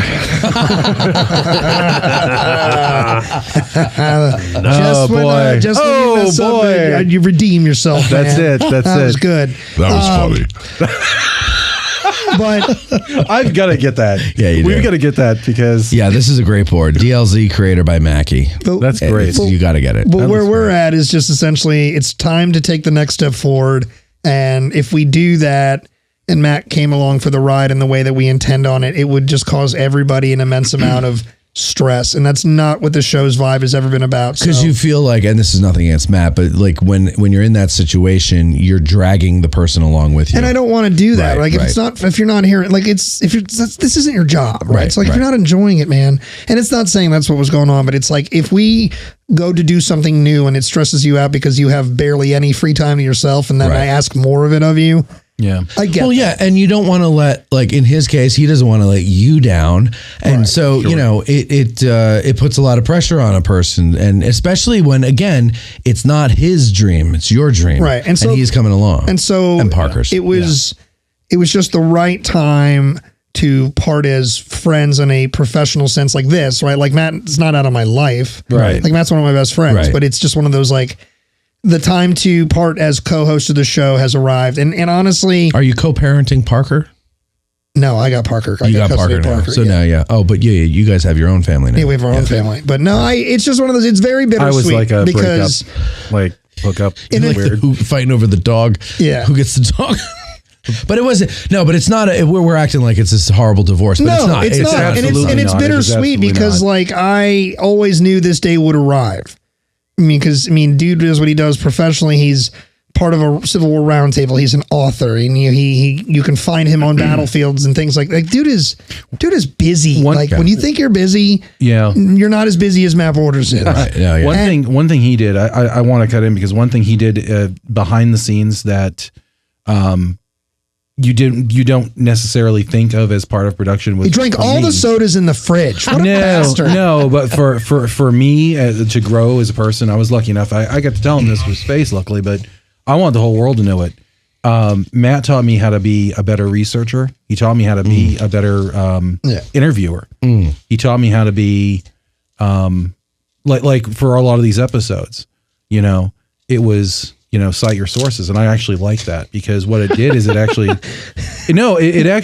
it taught me to grow up a lot because it started during the White Star episode when it was like a lot of these things were coming to light that I thought were truths because I heard them. Yes. And between my husband over here and I Matt wish this Borders, joke would die right now. That's hot. It's really hot. no, but seriously, between Pat and Matt, both of them, they were like, you've got to come up with a source for this. Where did this come from?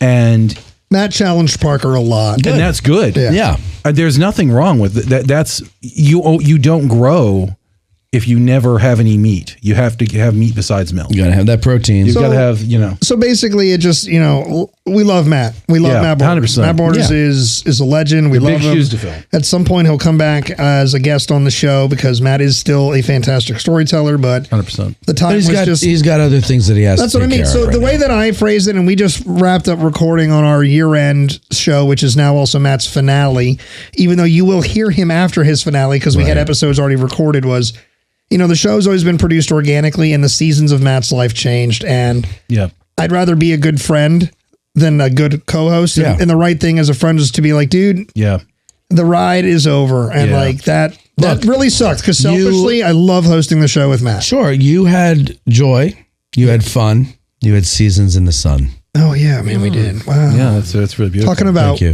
Good song about that. Talking about World War I. You had fun, you had seasons in the sun, and now they're all done. So, but that's a huge change because Parker, who has lived in this madness behind the scenes, will now become more present as a co-host on the show. We will have other guys sitting in with us as guest co-hosts off and on. So we're gonna kind of just keep rolling along as we always have, because we're big fans of if it ain't broke, don't fix it. Right. And the system works. We like producing the way we produce. We like the structure we got, and the things we want to grow into. They'll be slow rolled out, because nothing with our show has been instantaneous. We want to try something. It usually takes at minimum weeks from the idea till the time you hear it. Yeah, so, I think you just keep on going. Like I said at lunch, hold the line. The only thing that we're going to do differently now that Matt's gone is I'm actually going to fight every guest that comes into the studio. Physically fight? And if you don't win, you can't come on the show. Okay, I like that. Yeah. Like it's like a Festivus tradition. It's Feats of strength. Before you even get in the house. I just literally Fight Club in my front yard. Right. And that's how it works. I like that. No. And it's, so again, like, it's bittersweet, right? I'm losing the ability to co-host with my friend, but I'm gaining the ability to co-host with my friend. And we always had from the very beginning, our agreement was, like, between the three of us, if your life gets in the way, choose your life. Yeah. Of course. And that's where we're at. That's where we're at. The thing I can't wait for is the people that are going to come to us with, like, what sort of drama? And it's like, I don't have a dramatic story. Yeah. We can make one up. Matt was on drugs. Matt was touring in a heavy metal band. He was making poor life decisions. Yeah. Yeah, he was. We'd show up and doze off in the middle of the show. Yeah, and try to summon the devil. Yeah. Dude, it's just time. But we love him, and our time with him was absolutely amazing, and we're all better for it. And going forward, I hope that, people give the show the same chance they gave it before. Is just, we're here to tell stories, and if you want to hear stories, we're going to offer them. So, right. Okay. So thanks for listening. I'd also ask for patience on my part. Were you a doctor? Yes. I'm a doctor of history. You didn't know that? I'm not actually. No, I did not. No. I'm a doctor of podcast. So you need history patience? I just, I guess some big shoes to fill. Parker fills the nervous space with volume and words. Like, sometimes you can hit a note and just let the note ring. Just hang it. Parker's like, I gotta hit another note right now. Dude, it's all tremolo picking. All flamenco. He does Mariah Carey runs on his guitar. That's it. That's what I do. But I was just going to say, it is a time of transition. I'm not Matt. And I'm going to do my best to live up to his legacy. So yeah, and we'll have fun doing it. Let's not go crazy with these big words. Legacy. Okay, come on. I mean, I would also agree, but I think you're wonderful. Oh, look at that. Cord thinks you're wonderful. Thank you very much. A delight. Thank you. Wow. A delight? Yes. Yeah. I don't think anyone's ever called me a delight in my life. Well, you got it. Buddy. Wow. You like that little cousin that's just like a little off, but we like having him around. See, I told you I meet a quota. That's it. I'm a DEI.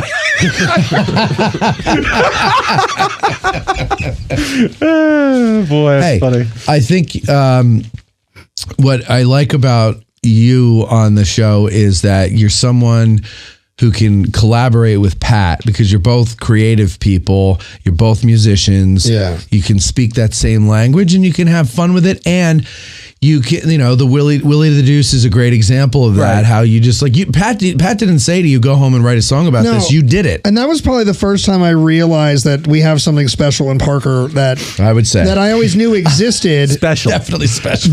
Definitely. That we always knew existed, but we didn't know that we were wasting it because it was in our house. Because it was there. And it was just like, the song came out and we were like, Matt didn't know it was me. Remember that? That's Matt did not know it was me. He played the song for him. Borders and Borders didn't know was like, it was Parker. He was like, wow, somebody wrote a song, Willie the Deuce, about this. So that's it. He literally really cool. commented, he was like, what a perfect song for the moment we're having as a show. And I was like... And do you know when he found out? Do you know when he figured out that was me? When you played it? On the air. When we played it live. When he was ready to press play, he said, so Parker, this is the song. You introduce it. And he was sitting there going... He was like, what? He's like, Parker wrote that? And we were like, yeah, dude. Who sang it? Me.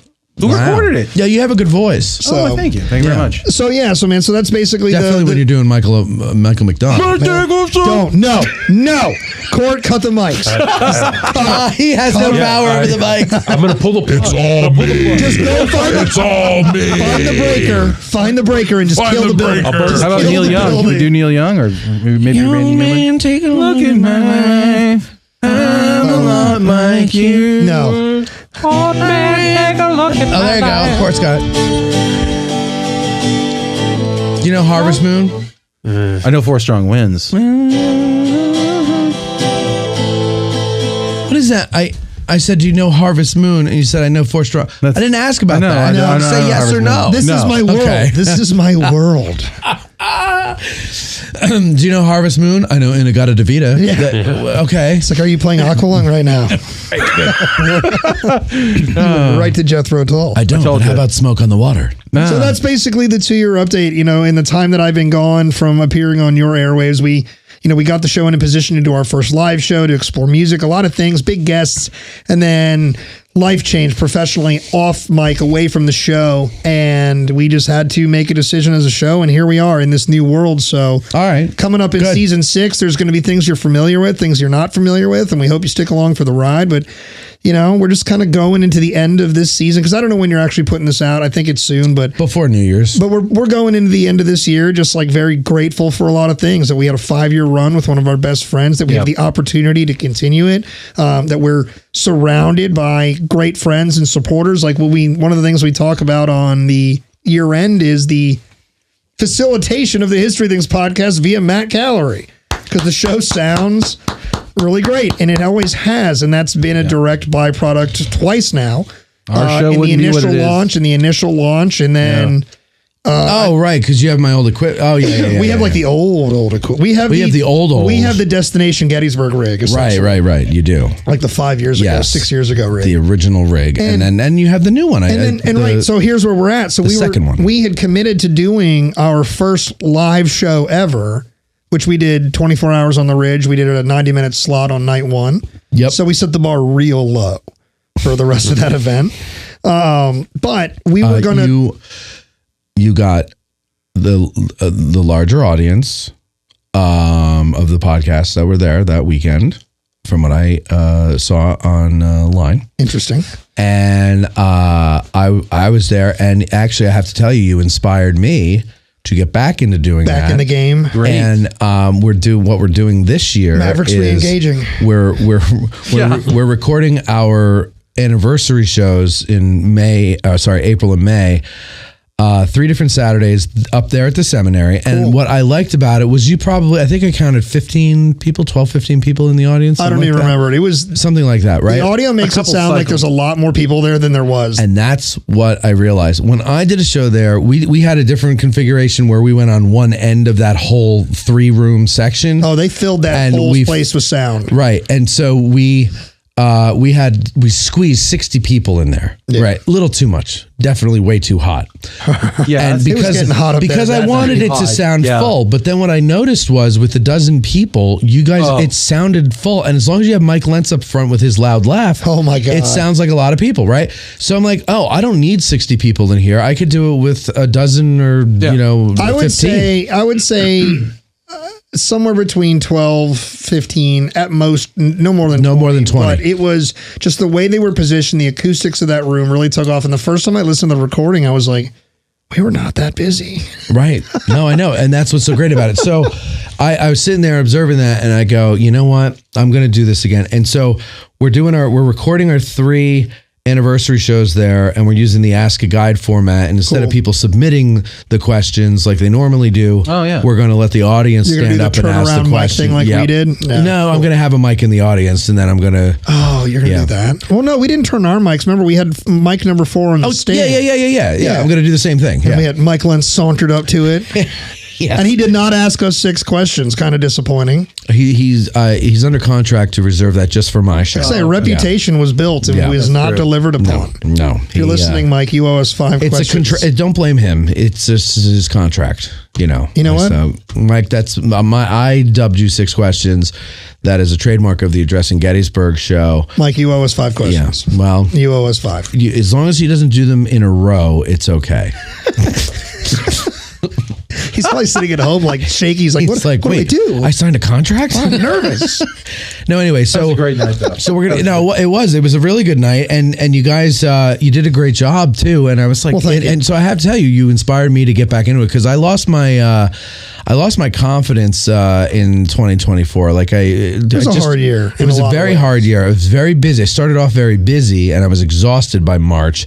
And then I was supposed to do a show somewhere in March, and I asked them. I'm not going to say where, and I asked them if they would share the link to my ticket sales. And they said, well, we did that last year because your show had something to do with us, but this year it doesn't. So no.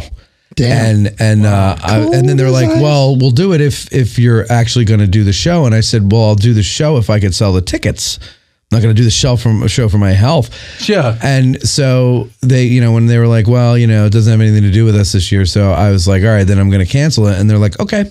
Wow. And so I realized, that, and then there was a recent thing with another organization that I've both organizations I did things for promoting them, all that stuff, because I thought they were doing a good job and I thought my audience should know. Yeah. And they never asked me to do it.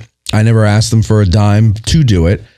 And then I realized they don't really give a flying fuck. Like, when you need them, they slam the door in your face and tell you to go F yourself. Everything is take. Yeah, I don't know why I said the actual word before and then I censored myself. But yeah, either way. It's called reverse censorship. Right, yeah. It's reverse self-censorship. That's what we're going to do now on our show. That's something.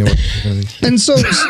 No, but my point is that like that kind of shook my nerve, and I was getting bored with my show, and I'm like, if I'm getting bored with this, the audience is getting bored, and if the audience is getting bored, then it's going to start to shrink, and I'm going to go away, and I got to start thinking of what am I going to do next because this is dying, and so then. Literally, what's today? Thursday? Yeah. Last Saturday or Sunday, because of something that happened on Friday with this second organization, I went from, okay, this is it. This is all over. And then 2 days later, I was like, nope. We're going to do something better. I'm going to bury and you. And I'm on the warpath now. Yeah. Damn the torpedoes. Damn the torpedoes. Yeah. That's right. That's what Court said. And I was like, and actually now I'm reinvigorated. I'm interested in my show again. I'm reinventing it in a way that it'll still keep the essence that people have come to like, but it will hopefully be a little bit more for them, a little more interactive with the audience. And like I said, we're doing 3 live shows or in-person shows at the seminary this year, possibly a 4th out at the Totem Pole. And then next January and February, I have something that I am planning that I think will people will really like. We're doing Bruce Springsteen's coming on. Hell yeah. Springsteen is coming on. We're doing a whole series of live shows. Did you just say Springsteen? I'm out of here. Wow. We're doing a whole series of live shows this year. You don't know about this yet, but there's this thing that's called the Get Out of the Car Tour. And what we're going to do is we're going to show up and live broadcast from every single one of those. People get out of the car. And just convince people, the goal is we want them to get out and see the grounds themselves. Yeah, and this is what it looks like when you get out of your car. Yeah, and here's a wild podcast host in his natural environment. Do you know what we're doing with Look those how he this year? stands behind Lewis Trott and just looks at No, do you know what we're doing this year? What's that? We're doing Get Out of the Park tours. No, so you're going to other places? Yes. We just these kick 'em other out. McDonald's? Can I tell you, as somebody who works professionally at a site, do they know you're coming? Well, we're in the middle of putting the season together. Okay, right good. now. Yeah. There's people that show up at my site and we're like, "Who the fuck are you?" No. All the time. Yeah, I know how it all works. So Have you familiar with the terrain? This before? Have you ever done this before? Have you ever hosted a show or organized a tour? Or? No, just making it up as I go.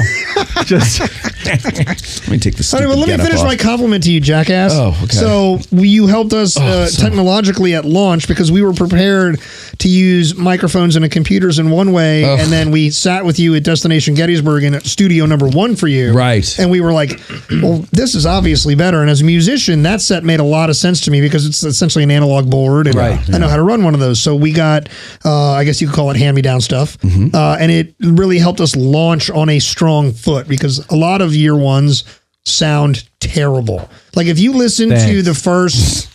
No, if you listen to a lot, like I think the first 2, 3, 4 episodes of the show, White Star being included, the audio is not as great as it should be. Really That's a great episode. White Star, the one problem I had with that was it sounded like you guys were in a fishbowl. We are. Yeah, we are. There's one mic. You literally were in a fishbowl? One mic in the room. There's one mic. We were in his. See? We were. This is going to be funny based on the previous joke. We were in essentially his closet.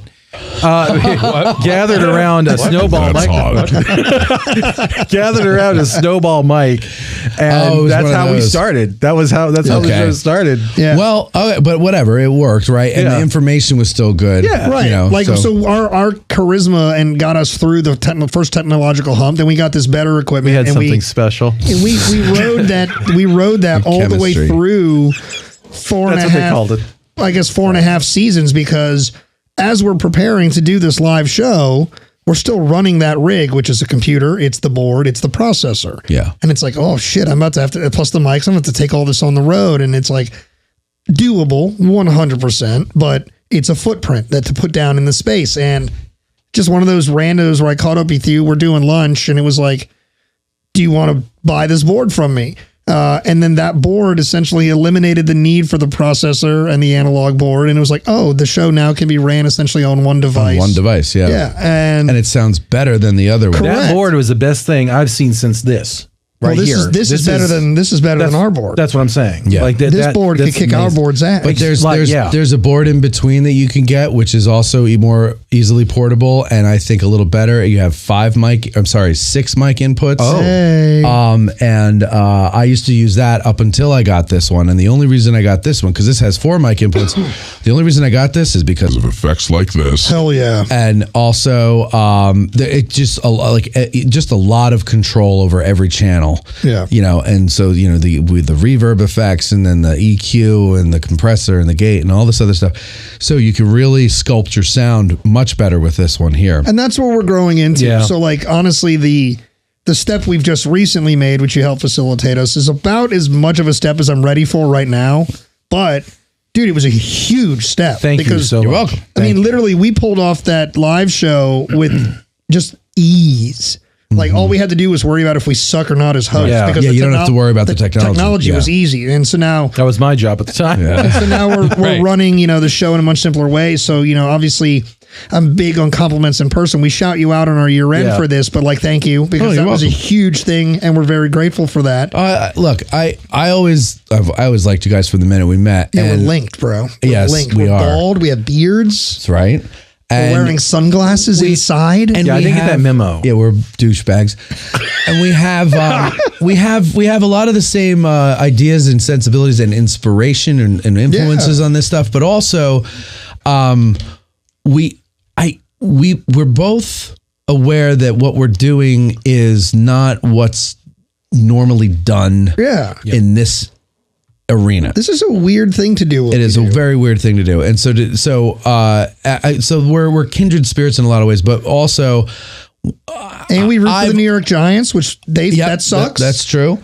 I've always that's a hard life. When I was starting out, when I was figuring out everything in my life, all I ever wanted was somebody to come out of nowhere and say, "I see something in you, and I'm going to give you a leg up," and nobody ever did.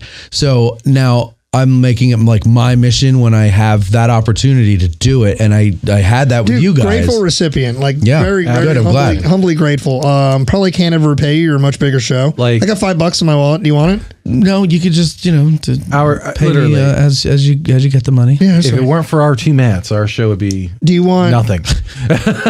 You want my car? You can just have my car. You take the payment too, but you can have the physical car. I know I don't like it because the shifter is buttons. Dude, I don't want to get into this rabbit hole, but I agree. Like yeah, let's get into this rabbit hole because God. There's some nice things about modern cars. I miss my truck. I don't like digital shifters. Like to me, it should be a shift. And can I even if it's manual. Can I tell you the only redeeming thing about it? What? Because all right, so here's what I got. Heated seats. No, I do have those. But so I went from driving an old school.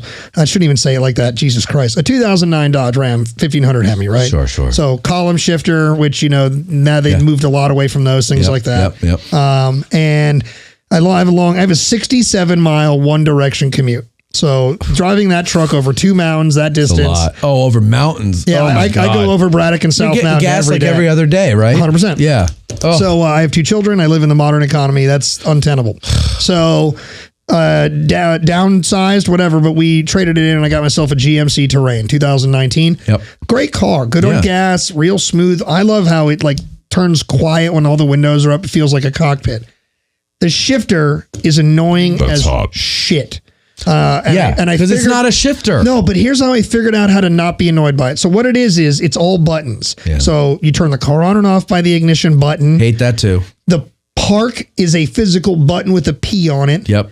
Reverse, neutral, drive are their own individual buttons or switches. Right. And I hated it until I realized I felt like an Apollo astronaut. Oh, there you go. Maybe I need to look at that.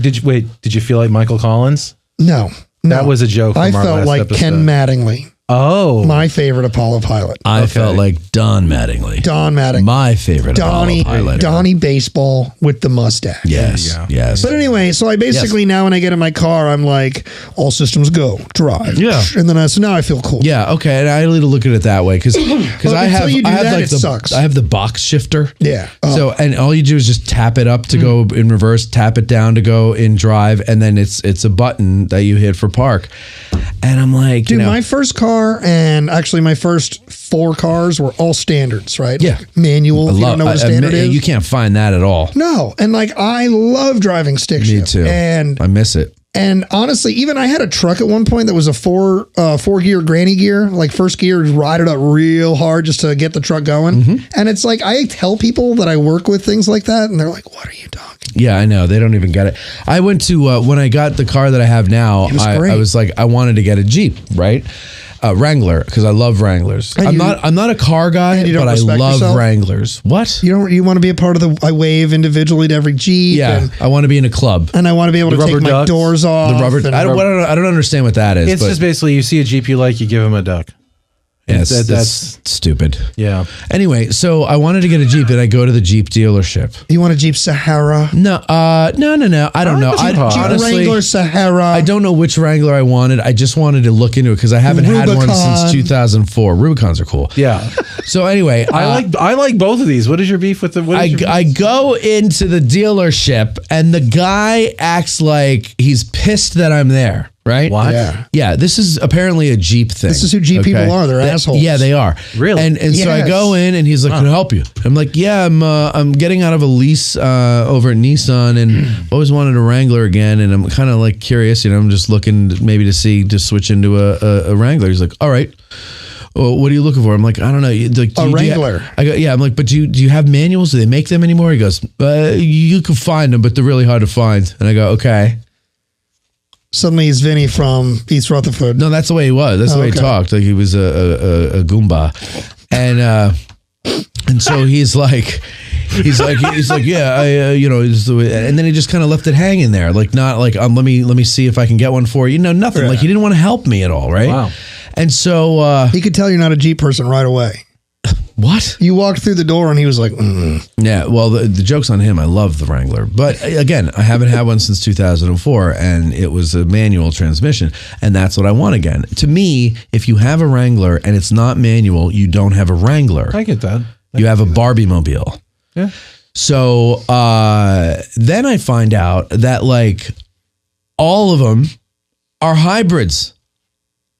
I did not know that. Again, Barbie mobile. You do, not a Wrangler, my friend. You do it with any other make, but not a Wrangler. It should always have a manual option and never a hybrid. And these Wranglers with the pickup truck bed and everything, with the pickup bed, the bed.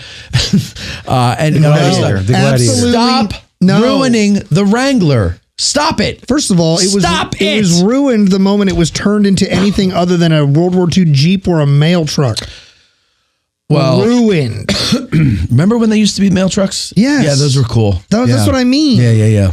God, is this what happens? Like, come on your show, we just date the shit out of ourselves. I know. You guys did it worse this time because you guys just went full Michael McDonald for like 90. Back in long ago. Here it goes. Don't do it. Sentimental fool, don't see turn hard to recreate what had yet to be created. Save me. Was it alive? She must have a smile for his nostalgic tale. He ruined the Doobie Brothers. Never coming near what he wanted to say. Only to realize. I like air piano that he's playing. Never really was. Did you feel him shaking the studio? Yeah. He's keeping time. This is not a stable floor. The tenants downstairs are like, what the hell is happening? Stop jumping. This is normally a quiet I'm show. sorry. No, there aren't people there. Oh, there's nobody beneath us? the There's only just one in somebody here. pooping. Somebody in the bathroom. In that case. It's like, oh my In that God. case, What a fool believed. oh, Michael McDonald. So that's basically it. 2 years, man. Just kind of growing the show, working real hard. Facing our first real big adversity, which I love how Pat's interviewing himself on this Yes. whole thing, right? Well, he's answering questions he wants. That's the new direction. No. That's the new direction for the Here's the Things podcast. Here's what I've learned. I'm just going to You gotta sit there. bring it back on the track. Yeah, And if the host of the show isn't going to do it, the host of the The other host of the is show gonna do is it. trying to move on to another topic, but it keeps going back to 2 years. It keeps going. Who cares? It keeps going back to Michael McDonald is where it's actually going. You're just steering us back to Michael McDonald. You just want to do the. So when Michael McDonald did a song with Anita Baker. Okay. Jesus Christ. Forget not in love anymore. Doodly-doo. Forget things will never be the same again. No, so I quit my own show. let's right talk about music. Let's talk It's about now the History Things with Parker. Okay, remember that YouTube channel I sent you? What is it called? Like Middle-Aged Dad Garage Band or something like that? Yes, but Oh, I forgot they are about great, that. But aren't they? until They you are great. referenced that, I forgot because you and I have only been sending each other UFO drone shit for like the last 3 weeks. So okay, but here's the thing, and since you did the Edmund Fitzgerald song, right? It got me because I just discovered them when you guys put that out, and I was like, oh man, this would be awesome to kind of do those people are all comedians. History podcast people who also play music because you got the three of us, you got Court back there, Rich Condon. Yeah. I'm sure we could find others, and there are probably others that I'm not thinking of at the moment. Nobody whose favorite band is Slayer, you're out. No, automatically. no, like no. automatically. If you come with my favorite band is Slayer, that's tough. You're Actually, I think Tim Smith's favorite band is Slayer, and he's a really good metal guitarist. Did you know that? I do know that. You do know that. Yeah. What, Court? We almost have a Prairie Home Companion thing going on here.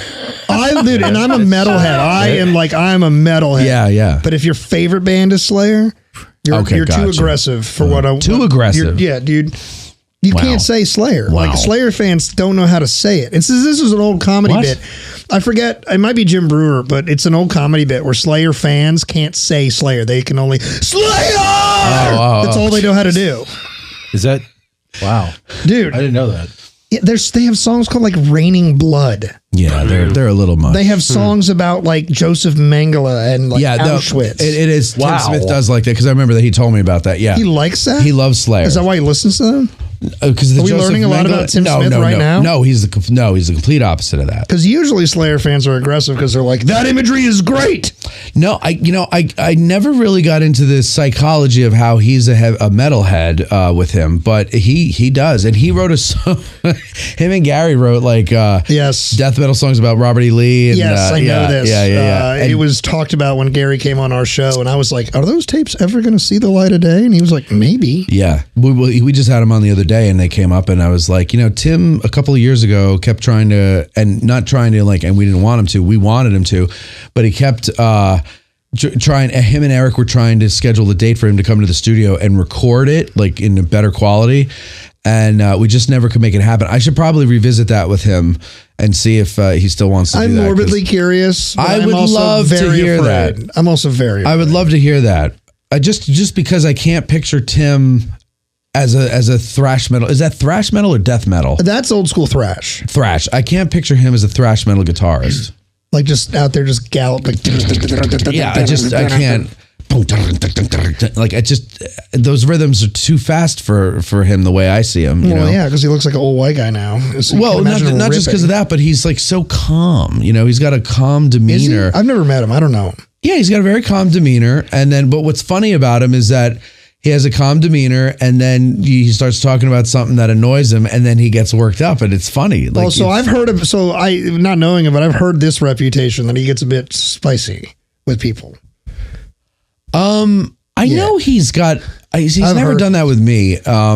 We always get along. That's because you don't go in guns blazing like I just did there with like Slayer sucks.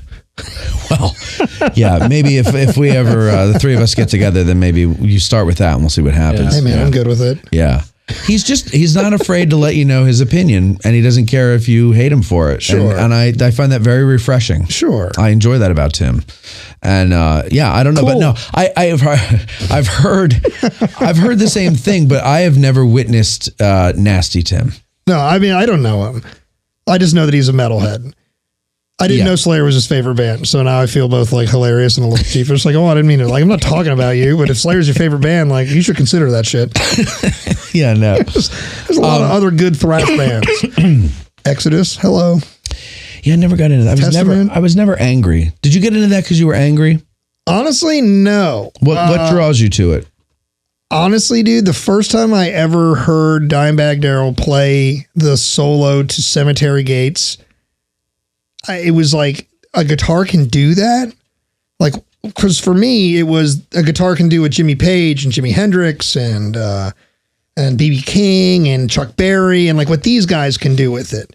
Dimebag Darrell, honestly, dude, even now, 20 years since his death. It's been 20 years? Yeah. Wow. Dude, it's a long time. He is still one of the best guitar players that we will have ever seen if heavy metal suddenly disappears in the future. Like, there's just nobody that played like him with the ease and the finesse and the aggressiveness simultaneously. So, like, 8-year-old me gets to see a live version of Pantera in their heyday, which, not a conversation I want to have, but a question I'll pose so we can all think about it is, I wonder how they would fit into the modern world today, based on a lot of their band's imagery and things like that. Yeah. But they as players. What do you mean? I don't. You're talking as if I know what the hell you're talking about. They're big hee-haw guys from Texas. The Confederate flag is a huge part of their image. Gotcha. But Dimebag Darrell was just such a different player than everybody around him. Like when grunge was everywhere, Dime was still out there shredding faces, and not just like playing fast to play fast. It was like somehow bluesy. Yeah. And so that's the thing that's interesting. It's just nobody ever played like him, and I will challenge anybody to be objective and say that he was. Say anything negative about his playing. Like the dude was just phenomenal. So as I get older, I kind of revisit things that I ignored when I was living through them, right? Musically. Of course. And so as much as I couldn't stand Nirvana, for example, right? I go, now I've listened to it a little bit and I go, that's actually not a bad song, but I don't really like Nirvana anyway. But like Soundgarden, Alice in Chains, these bands, I'm like, oh my God, these guys were great, you know? Yeah. But at the time I was like, it's just noise and shouting. Yeah. Well, because when you're younger, you parrot what's around you. Exactly. And, but as time went on and music actually turned to shit, like it's all computers and there's no soul to it or anything. Now I'm like, that music, the 90s is like, to me, that's like the last decade where real music was made. And then it started getting really processed in like assembly line. And I would say popular. Like I wouldn't agree with that in a general way. No. In a popular sense, 100% I would agree with that. What you're hearing on the radio everywhere, seeing on TV is just awful trash. And so, but I said, well, let me give like metal a chance again, you know? Yeah. And I'm like, okay, this moves me not at all, right? It doesn't move the needle at all. However, I get what they're doing. Like it's actually bluesy and classical. Like there's a lot of like classical stuff in there. Well, yeah. So which is actually impressive. One of the best things I ever heard in life is that Baroque music is heavy metal for its era. Yeah. And it's like, it really is. It is. So understanding that like, while my parents hated heavy metal growing up, I was still engaging in a tasteful presentation of music. Yeah. Unfortunately, sometimes that tasteful presentation of music is like, your parents, what are some of the tropes of heavy metal, right? They're like, make you worship the devil, do all this shit. First of all, Slayer, kind of on brand. Yeah.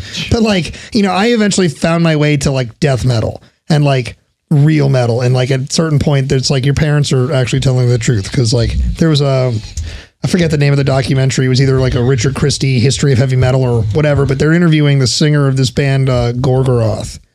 And they ask him, they're like, what's the inspiration that drives your band? And it's such a douchey scene, but it became so iconic in the metal world. This dude has got a glass of red wine. And he's wearing a leather jacket. And he's like from Norway. He's like one of the Scandinavian metal countries where they're like way more hardcore than American metal will ever be.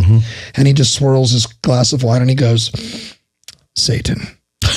And I was like, oh shit. So like, there's no way I can like I can't counter that. Like, Pantera's writing songs just about getting hammered. So it's not devil worship, but it's still not great. But like that guy straight up, can't argue that one. Yeah. Well, it's that guy, but it's not all. No, and it's not. And that was something that I took a long time because I didn't get into heavy metal because I liked singers. I came to it eventually. There's a lot of singers I found incredible in the heavy metal world, but like I wanted to be Eddie Van Halen and Dimebag Darrell. So when I came to bands, it wasn't, what are the singers doing? It was like, what are the guitar and drums doing? Like, that's all I want to hear. Yeah. So one of my favorite things in heavy metal in the last 15 years is bands have felt the need to, I don't know if it's low key shitting on all their singers, but every band releases like the album and then here's the instrumental version of the album. Like no singer. And it's because a lot of players want to play along. And you can hear more of it without the singing being involved. If you're a guitar virtuoso at home and you want to play all this nuanced stuff. Yeah, okay. So it's available, but it's like, this is a huge part of it now. So, but that shows that there's musicality to it. It's not just noise. And so for me, I end up listening to these instrumentals. I'm like, I love the vocals, but for me, get rid of this guy for a second. And I just want to listen to. Well, you know what? It's funny you say that because like, I'm a big Motown fan. I love Motown. And I've found on YouTube a whole bunch of Motown music without the vocals. Oh, but they also have it with only the vocals. Oh. And it's amazing to listen to because you hear the craftsmanship of it. Right. And then when you realize that in those early albums, they were being recorded in a garage. Yeah. Like, that's amazing. Yeah. Well, dude, so like, and that's why like, so to bring it all back in, like one of the things I'm excited about going forward with our show is the opportunity to explore histories that are not tactical or political or social. It's like I grew up very fortunate musically in my house because my stepfather was one of the original members of the rock and roll band Three Dog Night. So I got to hear Jimmy Greenspoon keyboards. Yeah. Organs, keyboards. So I've held in my plays the intro to Jeremiah that's him? I almost interviewed Chuck Negron on my old show. Oh. In my mortal hands. That would have been wild. I'll tell you that. I touched with my mortal hands the frame that holds the album, the gold album. Oh, I do have some of their gold albums. I was house. like, is he still alive? No. Oh. 10 years now. Sorry to hear that. That's all right. But he, so growing up in that house, I got experiences, stories, behind the scenes stuff. And I learned that one of their more famous songs is a song, it's called Liar. And when Danny Hutton sings, it's got a very, we were playing with reverb before just to get the Willie the Deuce part right. Mm-hmm.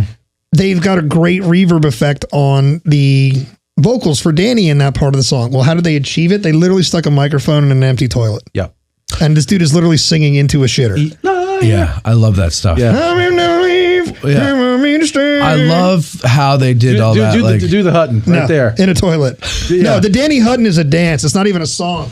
As one of the three singers, he does background more than anything. Like we were at a 2003 show at the Royal Pacific, basically Universal Studios in Orlando. Three Dog Night and Cheap Trick played the Hard Rock Cafe's New Year's party.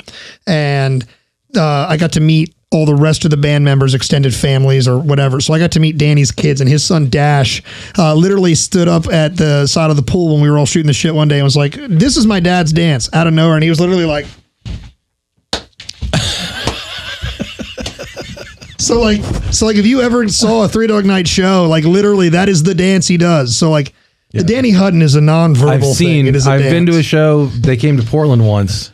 First real concert I ever went to. They were with a Philharmonic. He's the only singer left. He is. Yeah. One of my favorite things. Chuck Negron's still alive. No, he's not in the band. He's not in the band. And I'll be honest, I don't know Chuck personally myself, but I've heard from the entire band. There's a reason he's not in the band anymore. Well, I'll tell you this. He was on Howard Stern back in the 90s. I'm sure. And he was still there using was that a too. story about him using heroin. Yes. And you know how... Which he was still using at that time. Probably, yeah. And I think he was claiming he was off it. But I'm going to get my censor button here because I don't want to scare the people away. But he told Howard about how his penis exploded. Yes, this is a true story. Because, you know, when you run out of veins, you'll find any vein, and he found the main vein in his penis. And what happened was because of constantly shooting into it, it made it so that it blocked and it wouldn't release the blood when he would get an erection.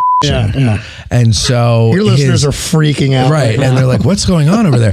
And so he basically told a story about how he had to go to the hospital because his penis exploded. Yeah. And Howard was just like, what? Like, you know, it's crazy. But yeah, that's a true story. That is a true story. That is a true story. Yeah, and honestly, so like... How did you hear that story? I just got to know, like, how did you find out that was true? Were you like at the school party, one of the kids was like, did you saw it? So that sold the heroin. That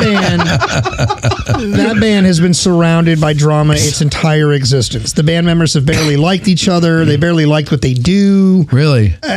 From day one. How do you get into that situation? One of the greatest ironies of that band's existence is that the song they are most known for, they hated from day one and never wanted to record. Joy to the World. The record label made them record it as a B-side, and then it became the song they're known for. Of course. Like, as a kid, when I was like, I don't know who this band is, I would sit there and they would come in pre-show, and the tour manager would drop the set list, and these guys would be like, fuck! Nah. It's in the set list. Like, they didn't want to play it anymore. But, so lots of personal beef and things like that. And one of my favorite things, just as a fan of rock and roll, is like, I love rock and roll stories. First of all, my stepdad had wild, like, stories where him and Jim Morrison and John Lennon were just getting fucked up together. Really? Elvis Presley. It's like, holy shit, like, great stories. And he's got a great book. You can read it. I don't remember the title of it, but it's co-written with a guy named Mark Bigo. If you look up Jimmy Greenspoon book, it'll come up. But learning that inside the band, Jimmy and one of the lead singers had a serious beef, Corey Wells. They just did not get along. One of the most like on-brand things was that Jimmy died, and 6 months later, Corey died. And it was like Jimmy couldn't even have his own death. Corey had to like welch in on his death by dying, like in the grieving period of Jimmy. So like they're in the middle of this like grieving for Jimmy. The band has continued. They've got this whole thing, you know, they do live to like pay tribute to Jimmy, and then Corey dies, and it's like no more talking about Jimmy now. All we talk about is Corey. Right. What were the stories with Jim Morrison? So the one that I will tell, because it's the one that I am most familiar with, is there was a night in 1960 something when Jimmy was a session player. So Three Dog Night hadn't really been hitting or formed or hit yet. So Jimmy, my stepdad, has a long musical career even before them, where he was basically a who's who session player. He's played on a bajillion people's records without you really even realizing it. So there comes a night in the 60s where they're at, or maybe, dude, it might even be, I might have the date wrong. It might be in the 70s, but they're at the Whiskey A Go-Go, and they are. We're talking about the Doors now. No, we're talking about just a social night where Jimmy, John, and Jim Morrison. Got it. Are just, they've ran into each other at the Whiskey. Somebody's band might have been there, not that night, but a night or whatever, but they're all there. And Yoko's there. And so I guess it's in the 70s because Yoko is there. What's the opposite of that's hot? Do you have a It's called That's disgusting. Wait, no. So Morrison died in 71. So then it's before. So I guess maybe it's not. The Whiskey A Go-Go days were 67, 66, 67. I guess Lennon was married to somebody first. Before that was Cynthia? Cynthia. So maybe it's her. But either way, that's not important. The important part is there comes a moment at the night where they are so fucked up, they start to basically do this outdo each other / I dare you to do it game. I think I've heard this story. And at one point in time, Jim Morrison decides he's had enough. He wants to win this game. So he takes maxi pads like out of this purse and like tapes them to his eyes, strips himself ass naked, stands up on this table and just starts like dancing. So they all get thrown out. That's hot. But what it ends up turning into is Jimmy Greenspoon and Jim Morrison are now like friends. Mm-hmm. And one of the things that is crazy is, you know, the famous Jim Morrison acid in the desert story? Yeah. Jimmy's there. There's a lot of people that are there for that when he just lost his mind and disappeared into the desert for a bit. Mm-hmm. Like Jimmy's there. He's like, I remember when he like came back to us. I was like, wait, you're like part of one of the biggest moments in rock and roll history. Like you're there. He's like, there were a lot of people there. I was like, oh shit. But apparently it was like a who's who. But another story about Elvis Presley. Apparently one night Jimmy just goes to an Elvis show using the perks of his own fame. And he's basically backstage and, you know, Elvis comes off after his set and, you know, Jimmy's like, great show. That was amazing. And Elvis, you know, allegedly just hands him a fat ass sack of cocaine. Elvis was a cokehead? Elvis. Yeah, dude. Oh, yeah. Hell yeah. Really? Yeah. I thought he was all like I can't be breaking news barbiturates and to you. everything. No, Elvis did all drugs. Oh, I didn't know coke. I thought he did like just pills. I didn't realize he did the illicit stuff. Oh, yeah. Oh, wow. Oh, yeah. Oh, wow. So what ends up happening, according to this story, okay, go ahead. And this is not a story I heard directly from Jimmy. I actually heard this from other members in the band. So this was actually made it a little funnier for me, was like, is Jimmy embarrassed about this? Because he's married to my mom. I'm not allowed to know this story. But so the story goes, fat sack of cocaine gets dropped into Jimmy's hand. And apparently there's a line of women along the wall.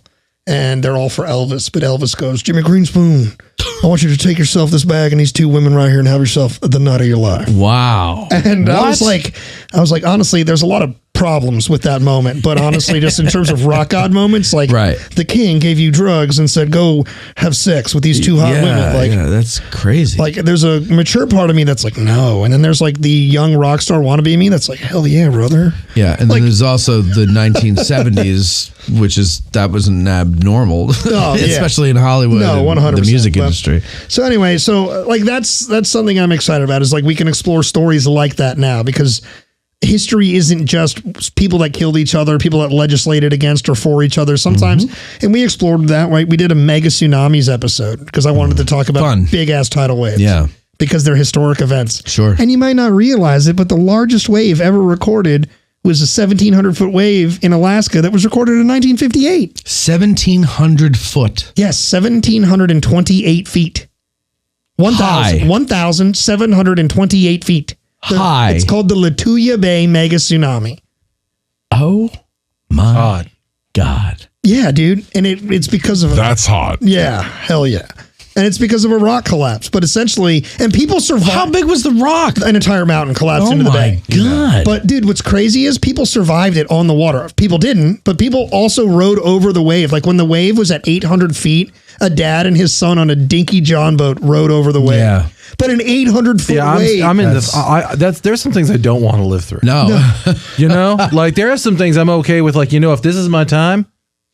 Yeah. Sayonara. So it's like, for the Pat check-in, you know, if I don't want to do this every 2 years, I'd like to see you guys. I'd like to get up here more. Sure. And do this, yeah. But like, well, and of course the big thing for all of your fans is the big treat is I'll be on there in a couple of weeks. Oh yeah. And like, that's how I thought we would end the show. Like, I don't want to steal your show, but like, we're going to have you come and talk about just doing this show. Cause are you going to tell us about the last 2 years?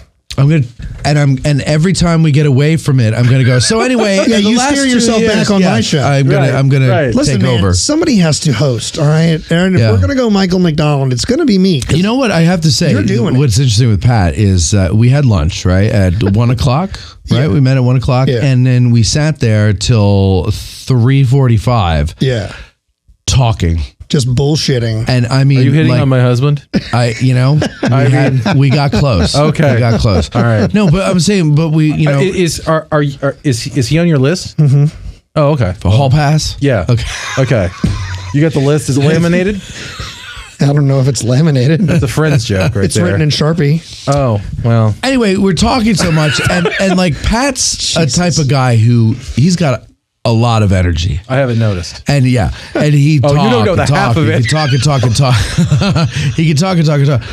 I have so Spoken from much somebody who energy. can talk. Yeah, and well, no, but here's the thing. I usually, before I do a show, reserve myself for the show because I will run out of energy to talk. So I used up all my energy at lunch. Nah. So no, I did. No, you didn't. I'm telling you, I'm dreaming of my bed right now. Oh, man, me too. That's because we're fucking old. Oh, is that why? Okay.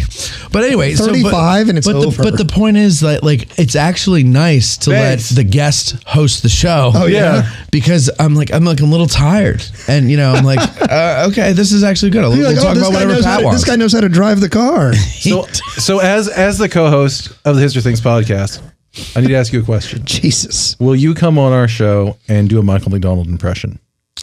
Sure. Okay. And if I had the time, which I don't, but if I had the time, if this were the old Matt, I would bring my keyboard down, and after I learned one of his songs, and I would do a full. Oh.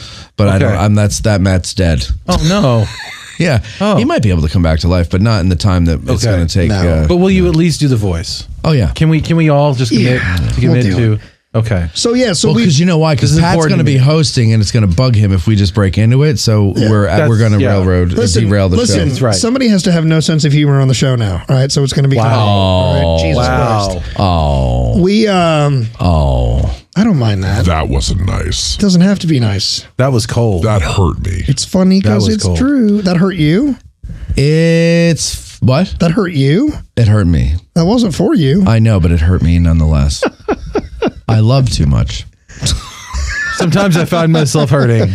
It's crazy, but it's true. So do what the oh fuck! I messed it up. So here's what your listeners have to look forward to. I messed it up. You're coming on our show to talk about your show because we said it on this show. Yes. And hosting a podcast like ours is fucking weird. But you said, so we were talking about it and you were saying something about using humor with history, right? Well, yeah, we're just talking about just like how we engage with history is the reason it works for you. The reason it works for us is because we come at it with who we are, right? Which is funny people that are mixed with serious people that are mixed with some other random shit that are creative, whatever. But it's produced this environment where you don't have to be a park ranger. You don't have to be an author. You can be a part of the conversation. Even if you're an idiot like me. Even if you're Parker. There's even room for Parker. That's right. Yeah. But that should be the name of the sitcom we make up. And that's the beginning right there. You just make that face the whole time. No, man. But it's like, I'm excited because like that conversation I think is important is like, this is weird. We should talk about it. And if you're inspired to do it, you should do it. Have a plan and get ready because while Matt said this isn't a competition, yes, it is. Matt and I actually will kill you because not only am I the world champion of historical podcasting, we're actually the tag team champions. There's this belt. Take this belt. Here you go. Thank you very much. Thank you. Put the belt on. Slap it over my shoulder. That's the way. That's the only appropriate way to carry it. It looks stupid around the waist. Never wear it. Just shoulder that. Yeah. No, in all seriousness, dude, I wish I could have you on the show multiple times a year. I have fun talking to you. Well, we're not far away from each other. There's no reason why we can't come on each other's show a couple times a year. Well, not anymore. Now we can. Dude, I had rules. I had restrictions. Is that true? Yes. Is that really? Yeah. Well, that makes me sad. It's all right. There's a new world. Yeah. I drive a red Corvette. I'm in midlife crisis mode. I'm divorced. Pat in a red Corvette.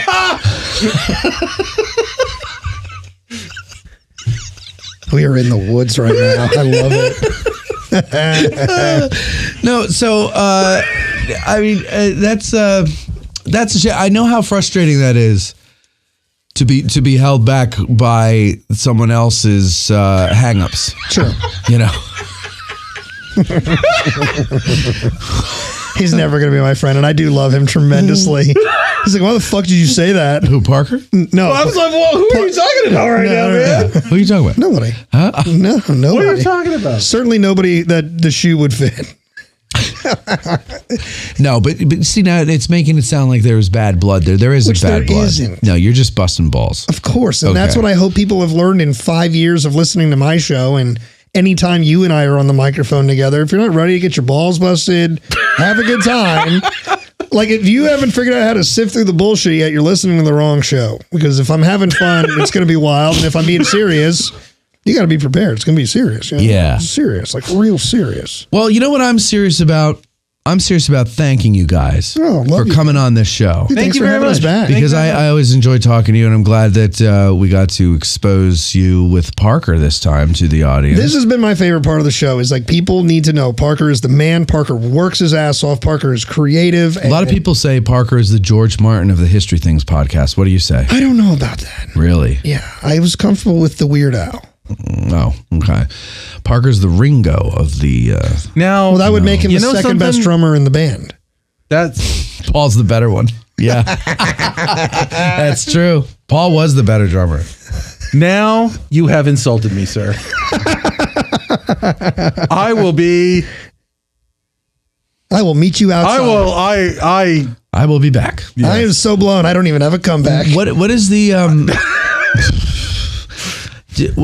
are you a Ringo fan, or is it just because you're the second best drummer? I for both. I know he meant that as an insult, and I actually think Ringo's That's a Beatles quote. Lennon said that. Yeah, well, Lennon is also. Ringo probably would agree.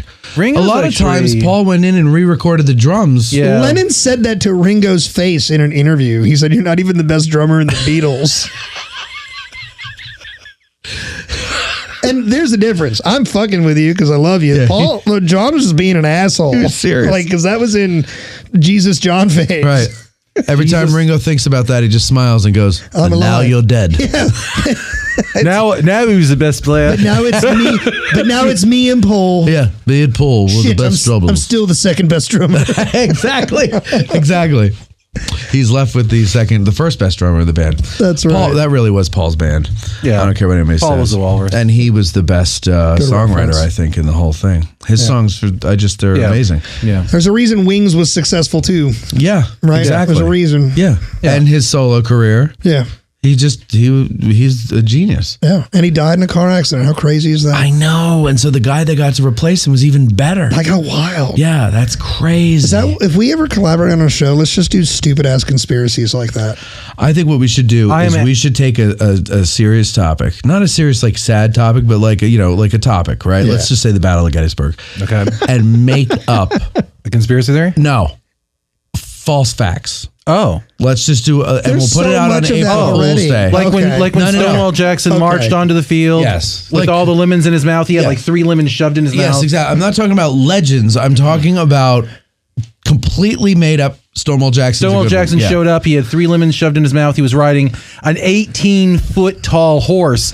And just so you know, that statue down in Manassas is real life. Yes. Oh, he and his horse were on steroids. I would be remiss. I know we're closing out, but if I don't tell this story while he's here, I would be remiss. All right, Parker and I have done historical science here in this park, in this town. Historical science. Yes, we wanted to answer the age-old question. What if Jackson was at Gettysburg? Go ahead. So we decided to bring Jackson to Gettysburg. So we brought Jackson to Gettysburg, and we brought Jackson in various forms to Gettysburg. We brought a Jackson guitar. And we had the pickups taken out of it, and we shoved lemons into where the pickups of the guitar used to be. Yeah. And they were lemon suckers. And then, so what we would do is we would alter the Jackson. Well, there's more. We would alter the Jackson, and then we would go read a sign to see if anything changed.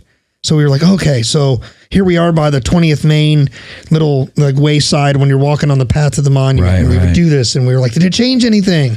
No, nothing. Jackson being here didn't change anything. And then we go to a different. We have a $20 bill. We went over to the Peach Orchard and took out a $20 bill and started snapping it around, being like, "Here, Jackson."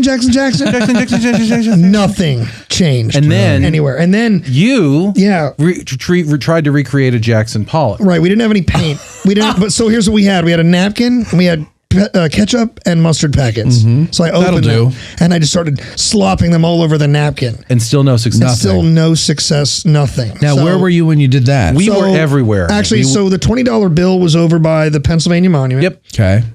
Jackson Pollock was over by the Peach Orchard. Right. And again, we didn't litter. We literally took all of our trash with us. But because I know somebody's missing the point of the joke. And they're like, oh, they're freaking out. Yeah. But then, we took a Jackson guitar. So we took 3 different Jacksons. And nothing. All the signs stayed the same. Maybe next time what you should do is take them to where Jackson's core was. Well, we reached out to Jackson Brown, and he said, get fucked. So he doesn't even care. He hit you. Yeah. Michael Jackson can't be here. Right, unfortunately. So, wouldn't it be funny if while you were trying to summon Stonewall Jackson, Michael Jackson appeared? Yeah. And he's chasing you, trying to pinch your butt. Blanket. My blanket, my pretty blanket. Anyway, so Parker and I actually have visited this. We were into the Gettysburg story long before we ever knew that podcasting or being a part of your little world here in Gettysburg would even matter in our lives. So we brought science, and we felt you should know that. It's great to know. Jackson being at Gettysburg, you should bring that experiment to the Park Service and let them know. Honestly, just for your audience, there's a video somewhere. Actually, I should try to find it. But there's just for your audience to know, we've done the science. We've done the really hard work. We've done the science behind it, and bringing Jackson to Gettysburg. Didn't change anything. Wouldn't have changed a thing. What a shame. It almost makes you wonder, like, what would have happened if Jackson had been at other places like Antietam? What would have happened if Abraham Lincoln and George Washington knew each other? That was a joke from the end of the video. That was a joke for the end of the video. Oh, he was there. Shit. Yes. Yeah. Oh, wait. And they still lost? Yeah.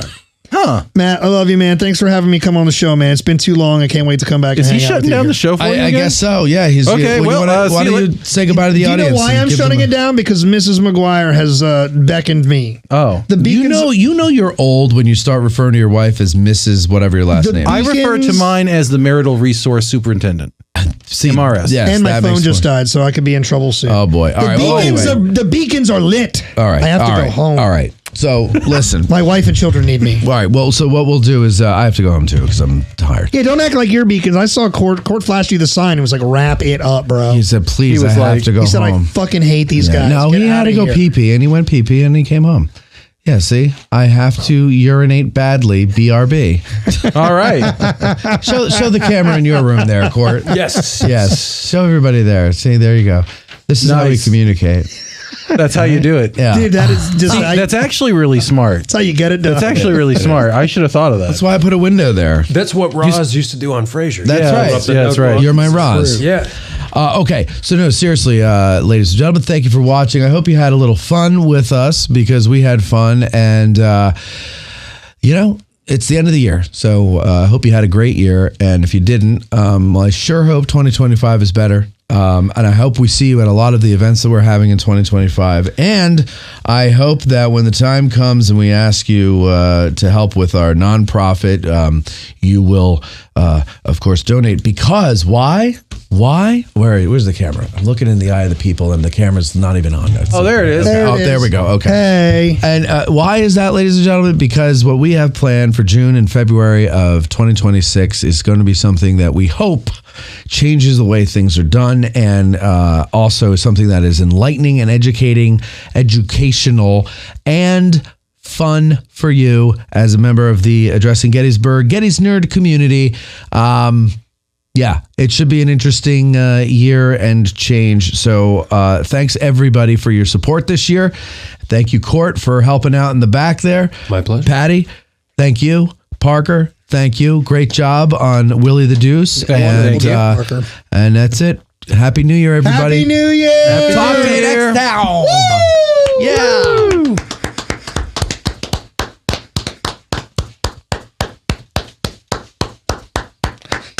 Just keep it going. Yeah. Yeah. Woo! I was waiting for Court to join us. Throw some reverb sank on that. There it is. There we go. Yes. I can't clap and reverb at the same time. If I could just... I'll add it later in post. All right. Do it in post. Love you guys.